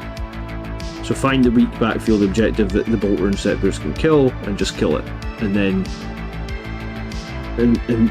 I guess get points that way. So I'm a little bit sad to lose Centurions. I've obviously done a lot of work with them, but mainly the idea behind the squad that's in the transport is just I want a durable squad that can sit in the middle of the map. So when the repulsor explodes, because the repulsor will inevitably explode, I just want something durable that can sit in the middle of the map, and I think a 5-man squad of Terminators will do that. I mean, technically I could also do 2 3-man squads of Blade Guard, but the problem I find with Blade Guard is they don't do very much killing anymore, because they're just strength 5, and in Gladius they're just strength 5. I ran Bolter to Inceptors to another tournament like years ago at this point, after people in chat told me to run them, and I did really well at that event, and I went 4-1 with the Bolter Inceptors on my list, so I do sort of have a soft spot for those Bolter Inceptors. I think they're pretty great. Many of the lists also had Inceptors, yeah, I mean, so, yeah. I mean, I guess I think Inceptors are great, so let's do it. Let's run some sale. yeah, so next week, I think Miles was here earlier. He said he's good to go. So I think next week I'll play Miles. I think I'm playing as Imperial Guard. He might have changed actually, because I think he was practicing Imperial Guard for a tournament, and I think that tournament just came and gone. So I don't know what Miles will bring next week, but I'll play Miles next week. I'll bring in the Inceptors and bring in the Terminators and see if I feel like it's good. I don't want to make too many changes to the list, because the list has obviously won 10 games in a row. So just little changes here just before the tournament. Any place for tactical squads right now?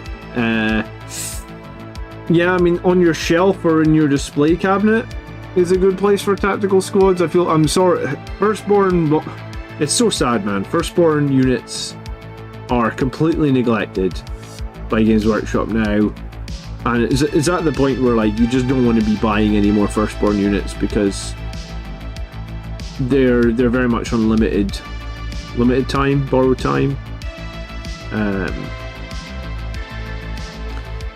Some people are running tactical squads. I don't know. I'm not, man. I haven't run tactical squads in years, honestly.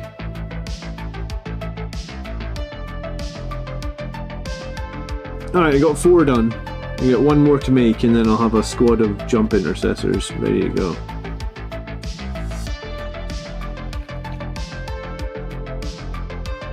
It feels like screening out isn't needed. If you come up against like Chaos Demons or Be'lakor, you'll feel the opposite. You'll feel screening is needed like all hell, because Be'lakor can give all the demons like a 6-inch deep strike away from you. So it's just what army you come up against, Jason. You can be lucky or you can be unlucky, but yeah, in some matchups, trust me, in some matchups, infiltrators are worth their weight in gold. Just not every matchup, right? Why do Terminators with Teleport Homer? Why not do Terminators with Teleport Homer in one of the midfield objectives, so they rapid ingress for free, score you a point, walk forward 5 and charge something? Yeah, I mean, you could do that. Is the Repulsor classed as a dedicated transport? Because the reason that I was going to say, the reason that I had something, I was thinking I needed to put something inside the Repulsor. Because dedicated transports have to have something inside them or they're dead, right? Is a Repulsor a dedicated transport? I don't know. I'd have to check the app. I've always had my Repulsor with stuff inside it. I've never really had it, like, with nothing inside it. I suppose I could flip it out for something else, not have anything inside it, and put the only issue then, I guess, would be if you put the Teleport Homer in the midfield, and then the opponent has something that can infiltrate onto the midfield, then the Teleport Homer becomes useless, right? Noble says, like the stream. Yeah, guys, if you can like the stream, that would be super cool.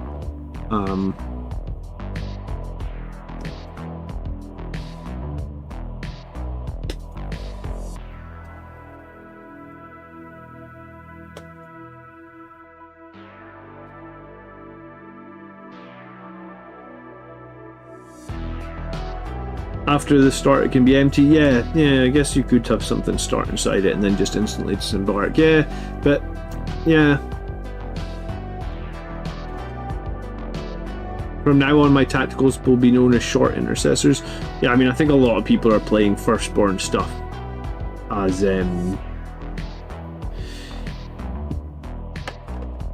sorry, a lot of people will be proxying Firstborn stuff as Primarchs for the next decade, honestly. Teleport Homer can be countered. Repulsor is not a transport. Well, a dedicated transport. Appreciate that.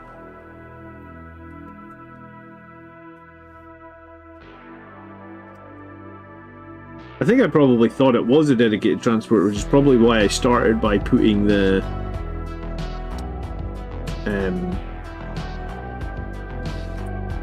it's probably why I started putting, I forget what they're called, Blade Guard inside it, just so that like it had something inside it and I could feel like I could field it.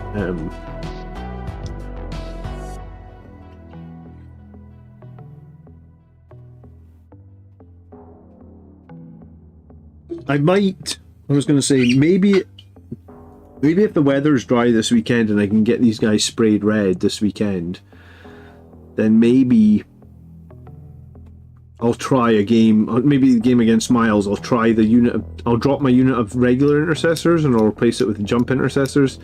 But I'm not that's going to be a really hard comparison, because the thing is, I like being able to sticky objectives with the regular intercessors. I think sticky objectives for Marines at the end of like last edition was like really, really useful, really, really strong. And obviously the only unit that we've got now that does that is the regular intercessors. And in some ways, like I don't feel regular intercessors do any killing whatsoever on the battlefield. But being able to sticky something and then teleport them around with the Librarian Dreadnought, I feel like is really, really strong.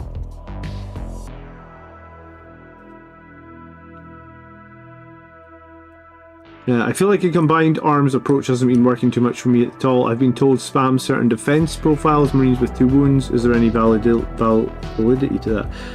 If I was building an army list right now, I would say aim for basically 50-50 split between vehicles and infantry. That's my opinion. Some people would probably go more on the infantry, maybe, because I think Blood Angels players typically want to have more infantry because infantry is potentially stronger. But like, I think you know, like, I basically almost lost the game this week because Colin just had 2 Predator Annihilators sitting like 48 inches away, just pounding me with las cannons every turn.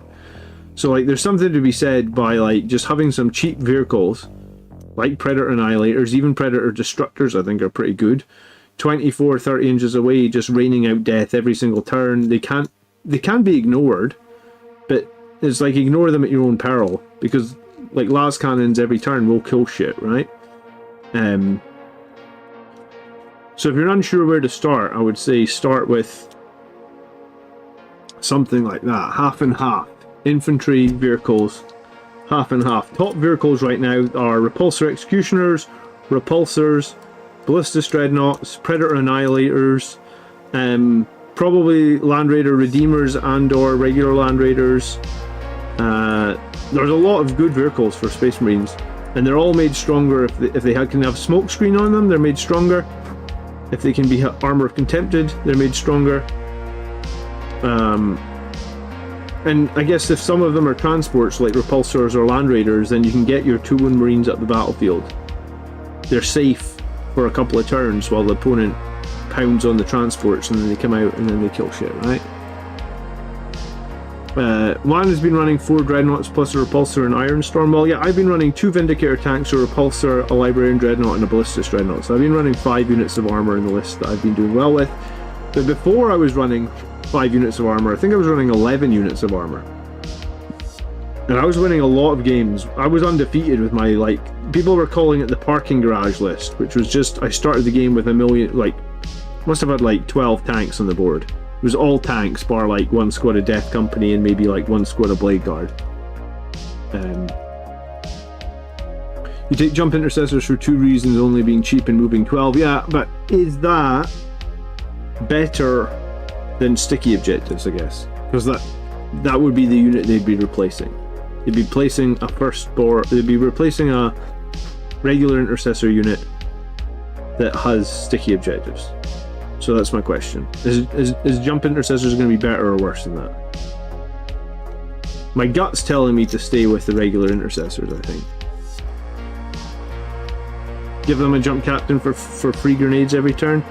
Yeah, I mean, I guess you could give them some free grenades every turn with a Jump Captain. That wouldn't be so bad.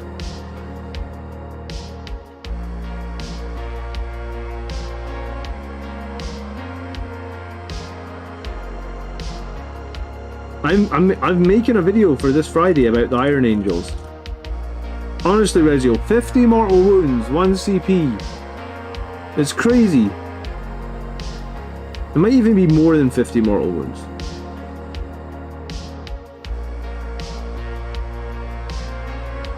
I do kind of just want to run those quote-unquote Iron Angels. Yeah, I think people will win events with them for sure. Jason replaced 2 Lancers with 2 Ballistas. I think the Ballistas is fine. I thought it was fine at 170 points. At 140, I think it's pretty decent. It's good for attack shock.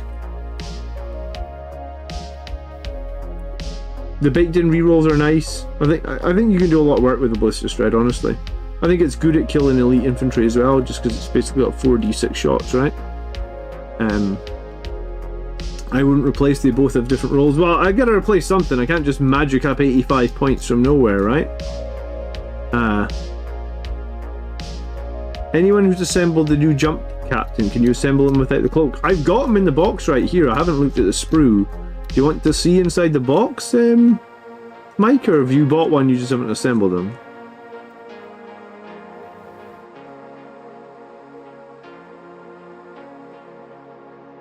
John, using gladiators, have you thought of you giving your grav captain alone with a 2+, 5+ feel no pain enhancement for some durable smash fun? Rambo, thank you so much for subscribing. I was going to say, I get a lot fewer subscribers these days, but we are edging up ever slowly. Appreciate that, dude, thank you. The cloak is optional, says Eternal Crusader. There you go. I don't have to get him out of the box. Eternal Crusader doing all the work for me tonight. Thank you, dude. How much bigger is the Ballistus Las cannon from the Firstborn Dreads? You mean the arm? How much bigger the arm is, or how much bigger the model is? I mean, he's just a Redemptor Dreadnought, right? Or he's a Redemptor Dreadnought chassis.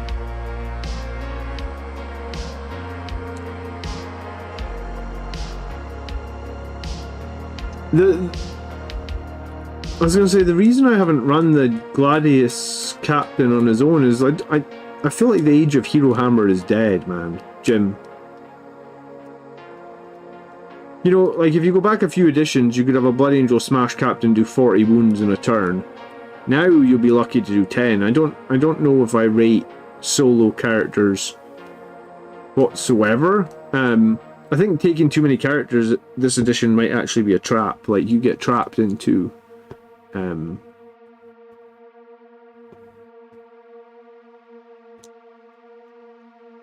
mean, I have a Firstborn Dreadnought with Las cannons. If you want me to put them right next to Brutalis to see the difference, I can do that for you.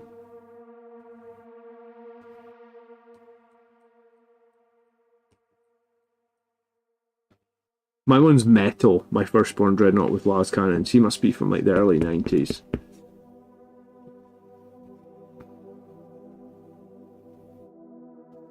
I was gonna say, look how much fucking plastic. Half of that's mold lines. These pieces have so many mold lines, it's ridiculous.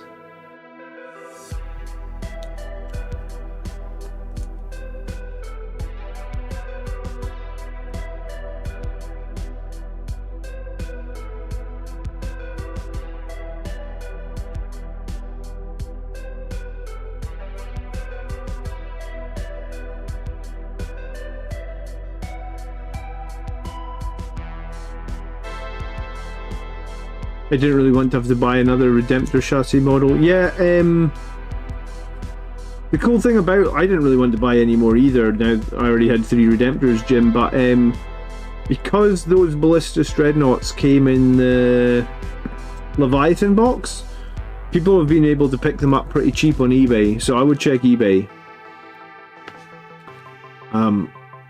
I think you can probably get a Ballistus Dreadnought on eBay for about 20 quid. I think it's probably going to be 40 or 50 if you buy it from Games Workshop. The new Jump Intercessors had insane mold lines. Yeah, look at all this plastic. There's only 4 guys. That's all. Most of that's mold lines. Apparently I've even got some of that fucking plastic up my nose. Excuse me. Well, it wouldn't be one of my streams without me managing to say something to demonetize my stream, would it? It's funny that, because see, when I'm in front of my kids, I manage to never swear. See, when I'm on stream or I'm talking about Warhammer, I just end up swearing all the time. God damn it, it's fine. You'll have to construct something, yeah. Look on eBay, dude, because I think a lot of people were selling those Ballistus Dreadnoughts on eBay.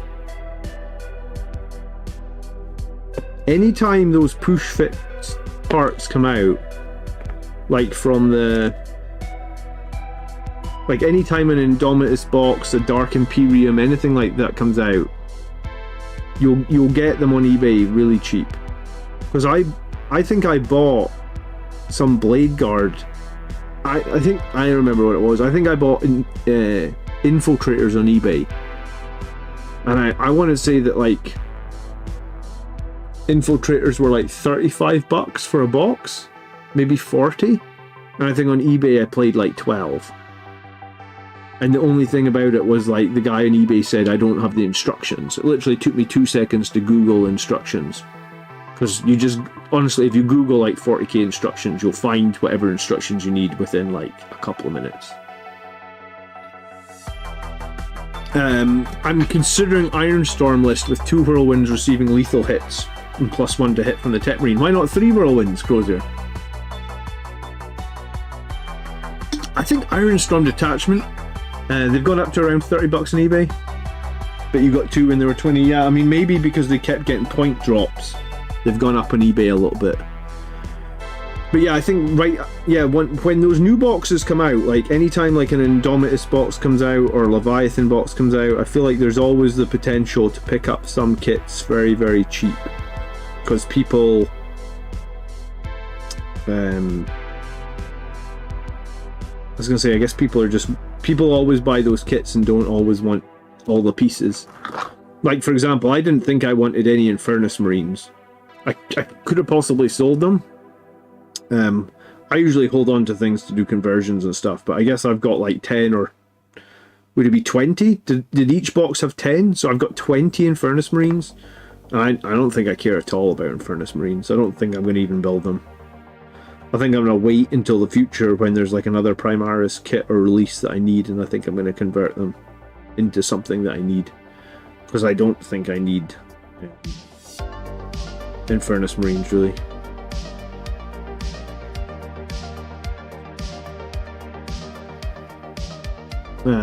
Yeah, keep an eye out. The amount of times I've had good deals on eBay has been ridiculous. Like, the amount of times I've got models for like half the price. Sometimes characters as well. I've had some of the characters that I've needed on eBay for like half the price as well, Jim. I guess you just gotta search. Rezio likes Infernus Marines. Well, maybe they're good for another chapter. I mean, you like them for Blood Angels?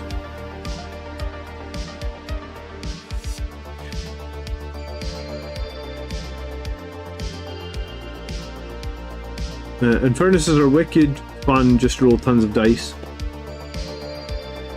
You can give them dead wounds in Firestorm. Yeah, I mean, I guess they'd be good in dead wounds in Firestorm. Arguably, though, you could do the same thing in Firestorm with Blood Angels and Death Company with Hand Flamers, right? Like, that would literally be the same thing.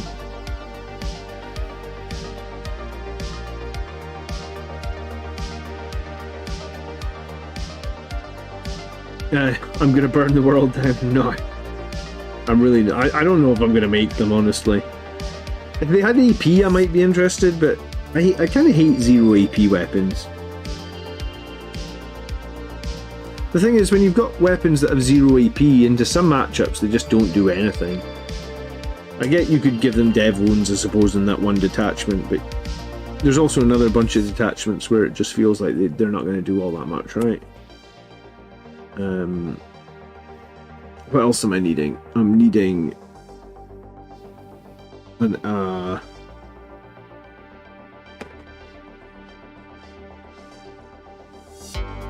Infernuses. Yeah, I mean, they would be strength 6, but they're still going to be no AP, right?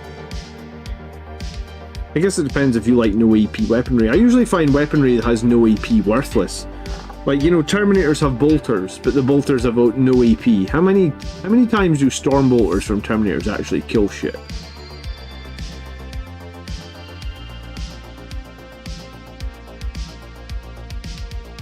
But maybe I just always remember when things do badly, and when they do well, I'm like, oh cool, they did well. And I always remember the bad things. It can happen. I like Furnace Squads in Firestorm Detachment, but I prefer Flamer Aggressors. Yeah, I mean, Flamer Aggressors are really good in Firestorm.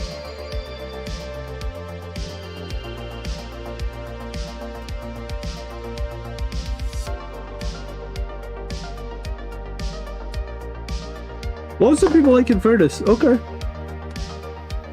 Well, apparently I know nothing. You know, what did they say?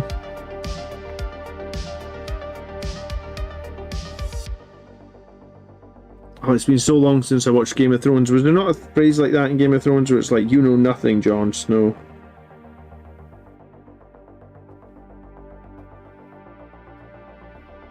This guy looks like he's gonna fall over. His balance. Some of these tactical rocks are a bit weird.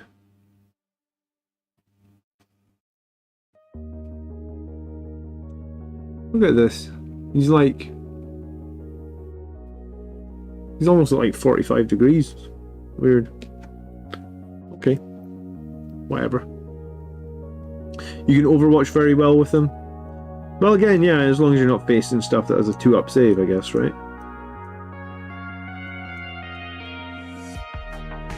Does Firestorm have a way of making flamers ignore cover, or no?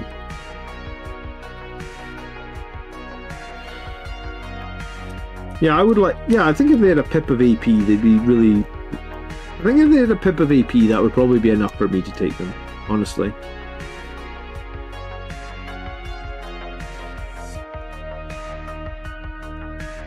Flamers ignore cover anyway? Oh yeah, and they got that built in, do they? Okay. Well, then... I mean, ignore cover when you've got no AP doesn't really matter, right? So yeah, maybe if they just had a pip of AP built in, they might be good. I mean, I guess you could Storm of Fire them in the Gladius detachment and make them good.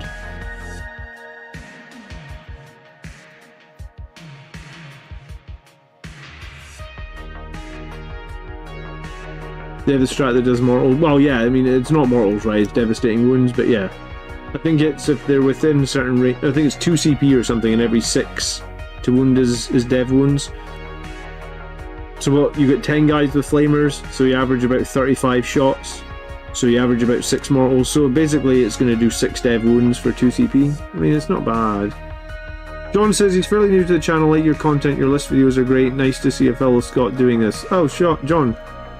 John, you have a very cool name. I mean, if I had to say that there was one name in the alphabet that, or the one name in the English dictionary that is a cool name, I would say it's probably John, right? Thanks for the very kind words. Where about in Scotland are you from?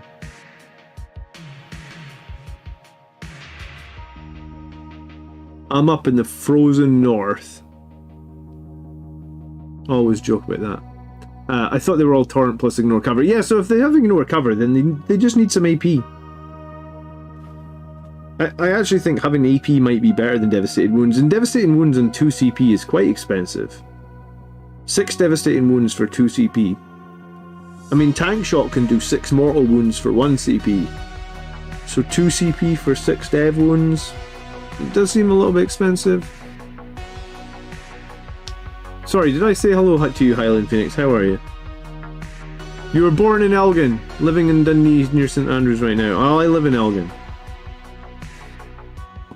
So you'll know where I live then. And I was in Dundee just like 2 weeks ago because it was my birthday and I went to Dundee United football game. How about that? It's a small world, isn't it? Welcome to the channel.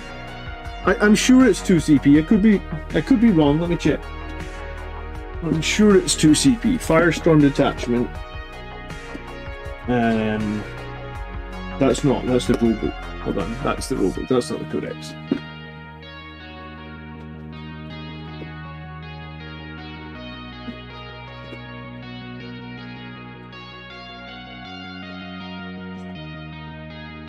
Firestorm.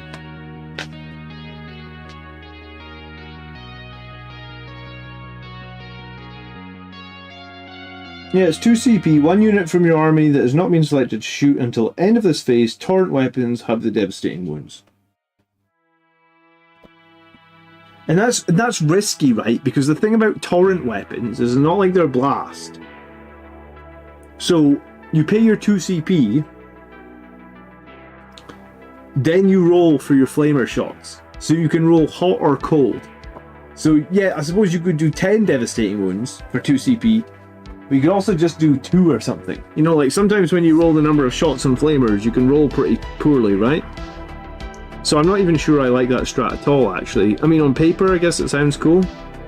But 10d6 is pretty swingy. Wait, John, thank you so much for becoming a member. I appreciate it. They can get +1 wound. They can get +1 to wound for 1 CP. Yeah, I mean, they can get +1 to wound for 1 CP. Also, they would have +1 strength. You know, arguably Death Company with Hand Flamers sound more appealing to me than the Infernus Marines. But hey, it's just me. Roll Hot and Flamers. See what you did there. You liked that one, Cambo, eh?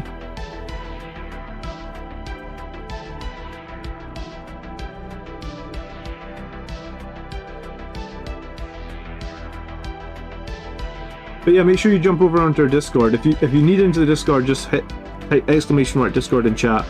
That'll get you a link. Channel members get like a private members only room. I mean, I was gonna say, if you want to speak to me directly out with when I'm live streaming, that'd be the best way to contact me.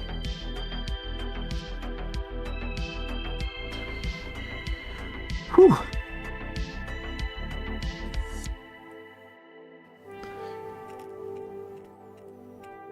I was going to say that just made me beat my membership goal with 5 days left this month. I was trying to get 8 members. Thank you to all the new members. I guess 8 new members this month. Thank you to my existing members for being. Some of you guys have been members now for almost 3 years. That is kind of crazy to me, but hey, here's to 3 more years of Warhammer every week, I guess, here on YouTube, or Blood Angels every week here on YouTube.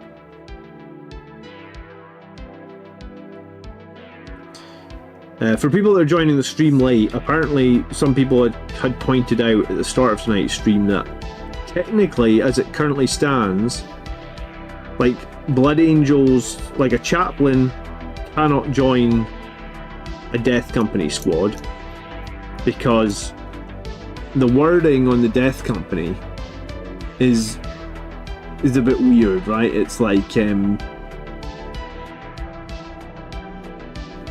if the wording on the Death Company says, if a chaplain model from your army with the leader ability can be attached to an assault squad with jump pack, it can be attached to this unit as well. Well, technically right now, I guess a chaplain can't be attached to an assault squad with jump pack, so like technically a chaplain with a jump pack can't be attached to the Death Company right now since the new Space Marine Codex came out. But I really think that's like an oversight for Games Workshop. I don't think they intended that, and I think that they will. Apparently it's been reported. So, I mean, you can report it to FAQ at Games Workshop if you want, but apparently it's already been reported, so hopefully we can get it fixed. Alexander McLeod, from the Clan McLeod. I was going to say, that's Highlander, isn't it?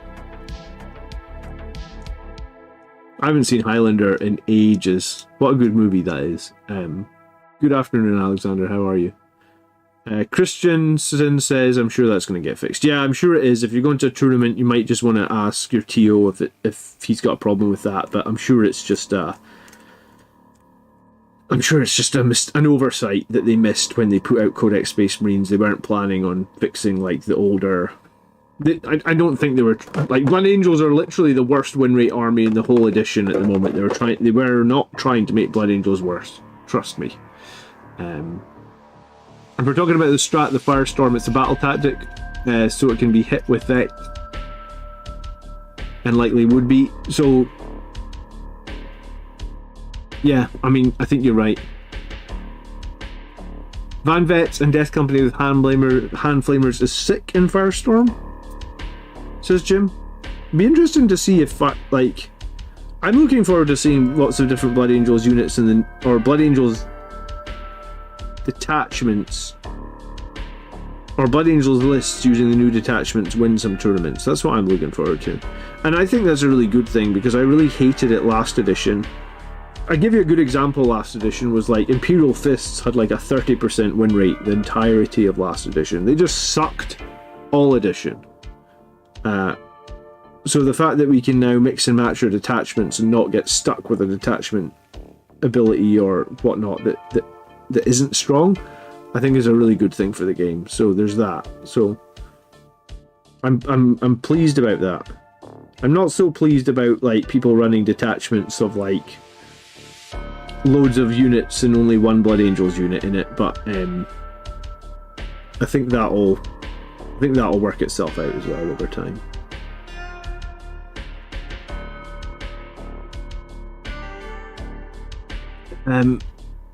I'm actually down for the Henry Cavill Highlander reboot.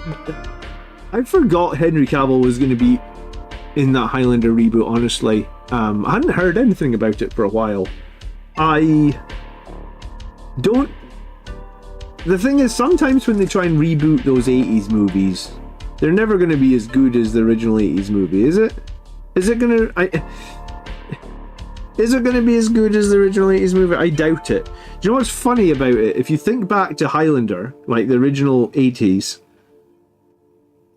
the Frenchman, Christopher Lambert, played the Scottish character, and the Scottish character, Sean Connery, played the Spanish character.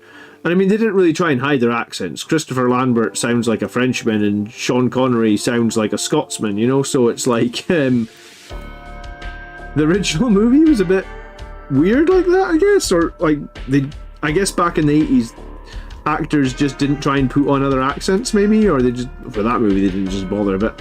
I still think Highlander the original is a great movie. I don't know if I feel like, hey, if the new one's great, that'll be good. Because, to be fair, all the sequels for Highlander were bad, though, weren't they? Highlander 2 was terrible. I'm trying to think. Highlander 3 I don't think was very good either. The original was good, though. John says, I've only been in the hobby since May after 20 years of reading books and playing video games. It started with Ultras, got bored of that, and I've started Templars now and kind of want to do Blood Angels. You know what? Templars are kind of the only other army that I have stuff for, John. I have Grimaldus up there, and I've got someone else from the Templars up there, Helbrecht. If you're playing Blood Angels, or if you're playing Templars, there's a bunch of units that can work between both. I think the detachments are the single best thing of 10th edition, says Reziel. You're probably right, Reziel, because it means nobody gets screwed. And that's probably the best thing, because people got screwed last edition with with a bad detachment, and then they got stuck with it for 3 years. So no one getting screwed, I think. You're probably right. It's the best thing. A friend of mine with internal contacts at GW, oh, we're getting the lowdown here, internal contacts at GW, has told me that he knows that we will get new Sangreguard when a release comes. He says he's not sure about anything else. Interesting. You heard it here first. Well, you probably didn't hear it first actually, because Valrak's probably already done a video on it. But, yeah, I think it will be I think there will be new Sangreguard probably at some point. I mean, it's kind of inevitable, right? I guess the question is, what hopefully they're going to have the exact same weapon options, so we don't have to remake a bunch of models or stuff like that. I think that's the thing that I would probably hope for most, is like they just have the same weapon options. So anything that we've got is valid. Cambo says, using a quote from the Highlander movie to how he feels about the new movie is, there can only be one. It's very clever as well, Cambo.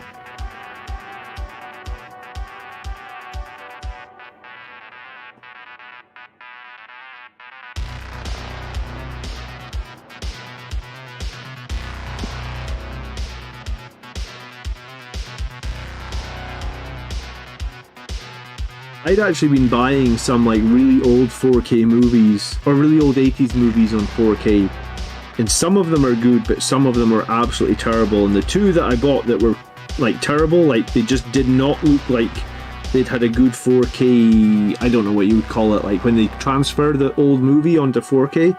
I bought Ghostbusters and I bought Predator, and both those movies look terrible in 4K. Predator was like so grainy, like the whole movie just looked like a grainy mess. And I can't remember what was wrong with Ghostbusters, because I think I hadn't seen Ghostbusters in like 20 years. So I enjoyed watching the movie, but I guess maybe it was just like the picture quality of Ghostbusters was not good either. But yeah, Predator was like a big mistake. Like Predator looked really, really bad. The whole movie was really grainy, which was a huge disappointment, right? Because 4K movies are not cheap. So I bought a 4K movie hoping to watch / enjoy Predator, and it was. I mean, I watched it. It wasn't good. It was really not good at all.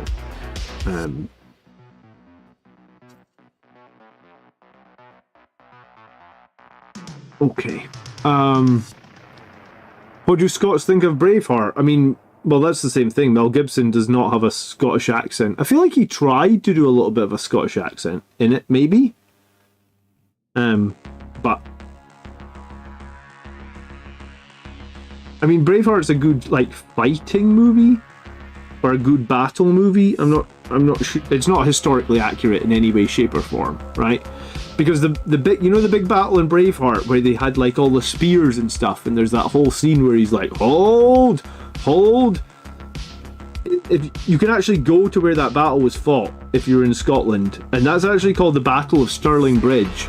And the reason that we won the battle, or the reason the Scottish people won the battle, I say we because I guess I'm a Scot, right?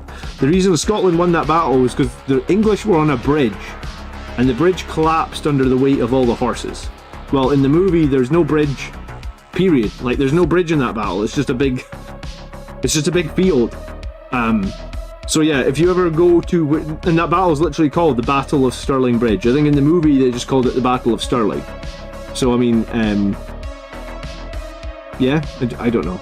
I would recommend Dune 4K 1984. It's amazing. Oh really? I like the new Dune movie. I know there's the part 2's coming out in not long now, right? I think it's coming out in March or something. Dune Part 2. Cozier wants a Primarchs-sized Tycho with Death Company options. Don't even address the lore, just do it. I mean, they might just do it. If they were going to do it for someone, they would do it for Tycho, because he's been dead for like 20 years in the lore at this point. But, I mean, they're retconning things all the time, right? Gilliman was dead. He's back. The Lion was missing. He's back. Maybe it won't be long before Sanguinius makes his way back. Who knows? Who knows, eh? I watched The Mummy 1 and 2 last night. Absolute nostalgia. Do you know what? I haven't watched the Mummy movies in ages. Did they hold up, or were they just really cheesy? Upscaling. Yeah, upscaling, I guess what it's called. Well, the original Predator movie didn't upscale for shit, because the whole movie looked like a grainy mess, and I was really disappointed, because the original Predator movie is a great movie, I guess, right? But yeah, it didn't upscale for shit, apparently.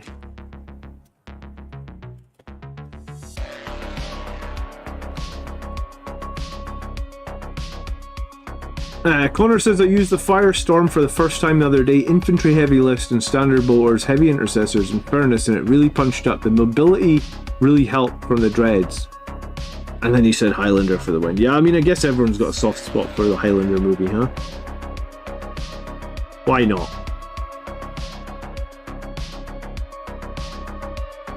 Just let everyone use their Primarch, their Imperial commanders after all. Yeah, I mean, I think so. I actually kind of liked it last edition, how we were allowed to use Rabute, and like Rabute actually worked really, really well with Blood Angels last edition. I just thought it was nice to have it was nice to find, like, because obviously I've been playing Blood Angels for like 20 years, so having never had the ability to play with a Primarch, it was just really nice to have the ability to put a Primarch in my army. Do you know what? We'll maybe get a season like that at the end of 10th edition, right? We might get another season like the Arcs of Omen, where like lots of people they just bend the detachment rules for a season or whatnot. The Predator movie that came out recently was pretty good. Was that the one called Prey? I think it was on Disney Plus. I thought it was really good as well, actually.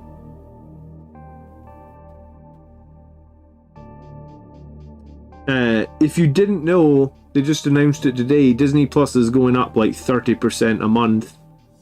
So if you sign up for a year today, you'll save like $50 over the next year.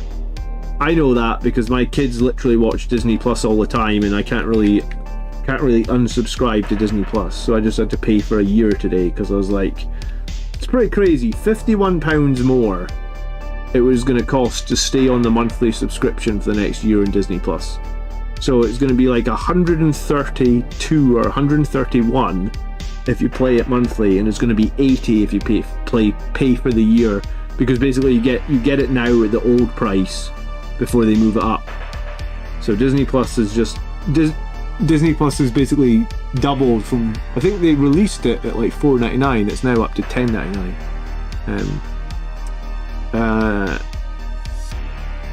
If they allow me to use the Lion, I would have bought them for my Templars. It's still silly to limit the Primarchs like that. I think it is a bit silly to limit the Primarchs like that, because technically they wouldn't really be limited on the battlefield, would they? It wouldn't be like, oh, I'm the Dark Angels Primarch, I'm not going to fight with you, Ultramarines. It makes no sense.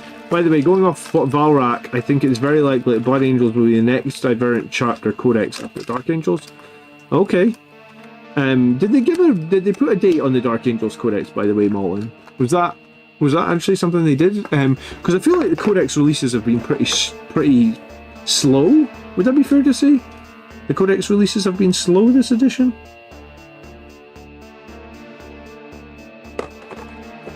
I don't know. I mean, we've had this edition for 3 months now. Well, more than 3 months, right? It came out in June.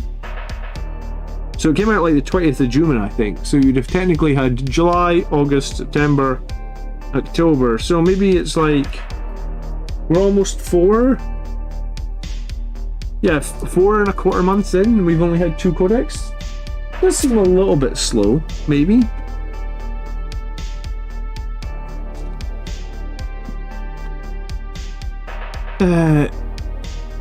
Do you think when they bring the Primarchs for codex conforming chapters like White Scourge or Raven Guards, they'll flesh out those chapter ranges more? I mean, last edition we got the Black Templars got their refresh, right? And they got like 2 new box sets and like 4 new characters. But I suppose the Dark Angels got the Lion. But Black Templars were the only chapter that got like a lot of new models, right? So if we can agree that only Black Templar, then I think they're probably only going to do like 1 chapter, because they have to do all the Xenos and stuff like that as well, right? So I feel like they're probably only going to do about 1 chapter, maybe. I'm just going to put some purity seals on these guys, and I think they're about done. I'm maybe going to put one little shieldy thing on these, like the lapel shields, or the little shield thing that they've got.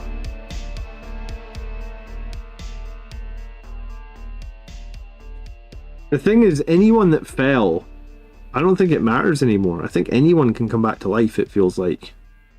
It does seem to be... The thing is, here's the thing.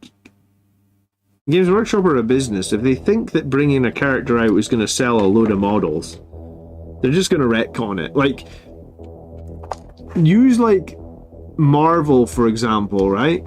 Like, I was going to say, how old a spoiler is this before? Because I'm not a big Marvel fan, right? So, Avengers Endgame came out 2019, so this is 4 years. So if you've not seen Avengers Endgame, don't listen for a minute, unless you want a spoiler, but it is 4 years old. At the end of Avengers Endgame, certain character dies, right? If they think bringing that character back is going to get 200 million bums on seats for the movie, for a new movie, they'll bring him back, right? And in Marvel, they can bring him back because they can just be like, oh, it's a version of him from an alternate dimension, or it's a version of him for the future, because they've got that time stone thing on Doctor Strange. You know, like, if they need to bring a character back, they can bring them back, right? I mean, in Star Wars, they just bring them back as like a blue glowy, you know, like, here's a spoiler from 1980, you know. Obi-Wan Kenobi died, and they managed to bring him back in the next 2 movies. So, if the business deems that bringing something back will sell a lot of things, then they'll bring them back. So, I think any character could come back. I know that people always get, like, really worried, like, oh, well, if they bring him back, they'll ruin the lore, but... I mean, while some people will think that, the majority of people will just lap it up and buy it, right? Like, if if they said tomorrow they're bringing out Sanguinius for 40k, and these are his rules, and he's super awesome, and he leads all the Blood Angels units that you want him to lead, and he's gonna be the perfect synergy for your army, but doesn't fit the lore very good. Well, some people, Mullen, right there in the chat, is not happy about that. The other 80% of us are going to buy Sanguinius tomorrow. So that's the thing that you have to think about. Because yeah, I do agree to a certain extent with what Mullen said. Like, Sanguinius died, and there was a purpose behind it, and it's got lower connotations, and it's given the Death Company more. But, and it's a big but. It's like, if it's going to sell, then, you know, a business exists to sell their product, right? Like, that's what they exist to do. Blitz Blood Angel says, I'll be all over that Golden Boy in Arash. There's my proof for you right there.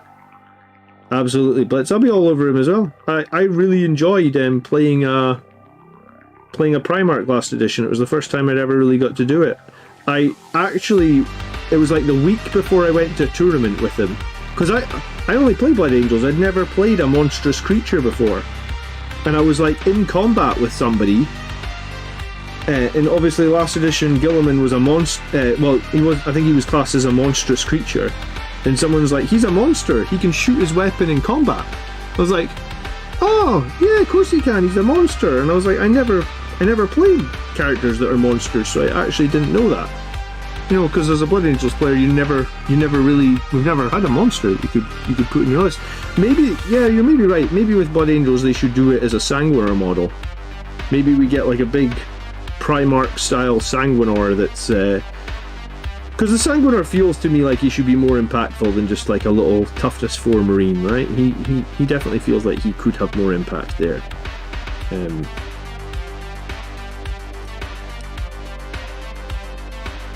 So who knows?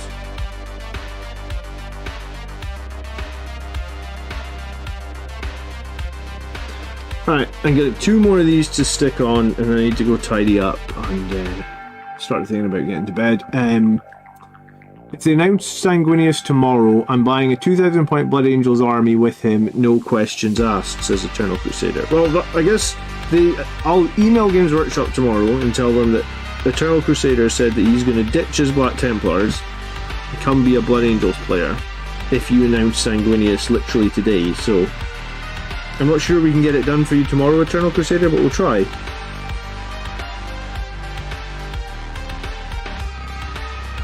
Yeah, that's the thing though, right? Like, I think that those characters should maybe just be playable. Because, like, the battles that we play on the tabletop, you know, I guess Tycho's a good example, right? Tycho has been dead for a while, but when you're playing on the tabletop and you put Tycho down and you have fun with Tycho, it doesn't really matter that he's been dead in the lore for a while, right? So there's nothing to say they couldn't bring out the Primarchs for all the different factions, and they have actually been adding Primarchs fairly rapidly over the last... Because Valrak did a video where he said, like, in the last 5 years, we've had 5 Primarchs added to the game, right? Because you go back 5 years, there was no Mortarion, there was no Gilliman, there was no Magnus, there was no Lion. I feel like there was one more, maybe. But basically, they've been adding 1 Primarch a year. Sword and Fist, yeah, I made a guy with a Sword and Fist. Highland Phoenix, because he's got a pistol holder somewhere. So this way I can make either with a Power Fist or with a sword on my captain, and then I can pick what pistol he has. I mainly did that because I thought they might let Blood Angels take Infernal Pistols. So I didn't want to put a Plasma Pistol into his hand in case they made it that you couldn't... Angron, yeah, you're right. Angron, they're number 5. Yeah, missed Angron, sorry. So yeah, they've literally added 5 Primarchs in the last 5 years. And I'm sure all those Primarchs sell, right? Like, all your friends that play Death Guard have Mortarion, all your friends that play Ultramarines have Gilliman, all your friends that play Thousand Suns have Magnus, right? Like, it's not like nobody bought those Primarchs, right? Angron isn't my name. Angron's so far beneath us. He's beneath us. That's why I forgot about him, right? To be fair, it was pretty... I think both times I've played Brett, Angron's revived like multiple times every game. And I think Brett has beat me a few times with Angron. I think the only time I played World Eaters at GT, I beat him, though. Heck, even I have Gilliman and I don't play Ultramarines. There you go. Point proven, right? Yeah. Point proven. Maybe. Cool. Well, I got my... I have 5 Assault Intercessors. No, Jump Intercessors, that's what they're called. But they all have beak helmets. Which is cool. Because why would you not want beak helmets on these guys, huh? Gotta represent the Firstborn in some way, shape or form. So yeah, I might spray these guys. I might try and run them this week for a test to see if I feel like they're worth it. We'll see. Yes, Yellowheads, I think Highland Phoenix, that'll be the way to do it. The Librarian Dread is the reason enough for to be a Blood Angels player. He's an absolute unit. Death Company Intercessors look cool too. I've converted the Jump Captain into a Jump Chaplain for my Jump Intercessors. Yeah, you know what, a Chaplain would actually probably be pretty good on the Intercessors, but then the Captain gets the free strat. So free Red Rampage every turn is probably pretty useful as well, actually.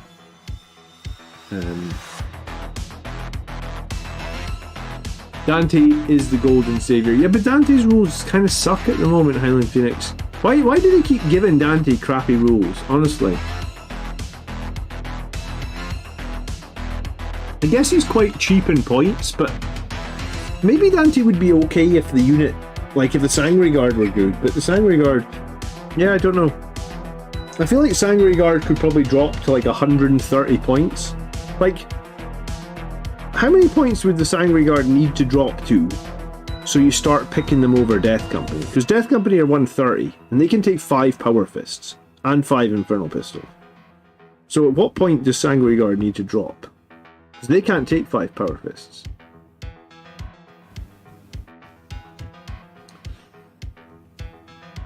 Campbell doesn't even play either, and he bought both Primarchs. Yeah, so people are going to buy the Primarchs. So I feel like they should just release all the Primarchs, even if they're dead in the lore.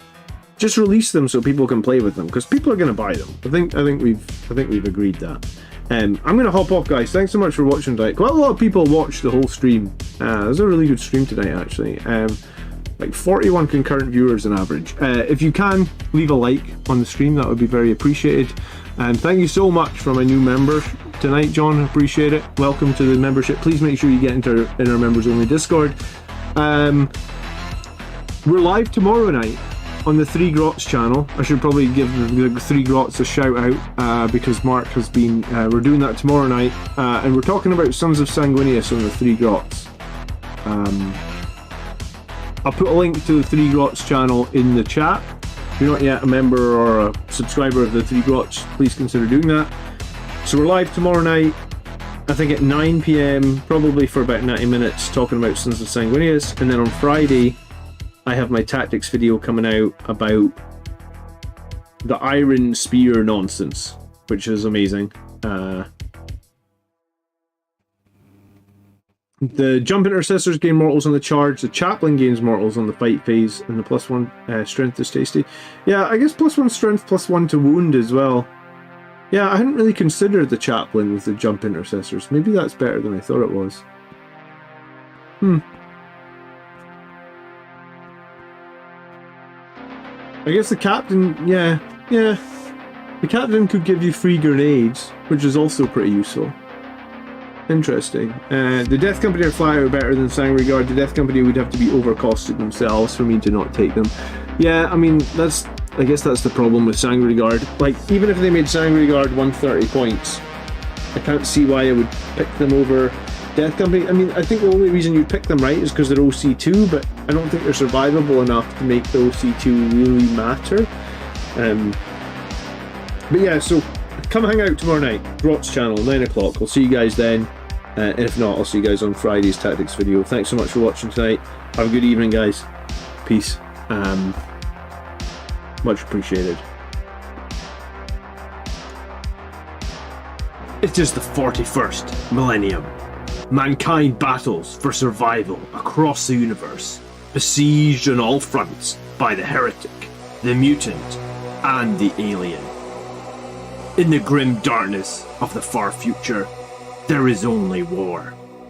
One faction of Space Marines stands amidst the chaos, the mightiest of the Emperor's warriors, and a beacon of light in the darkness. This legion, the 9th Legion of Adeptus Astartes, the Blood Angels,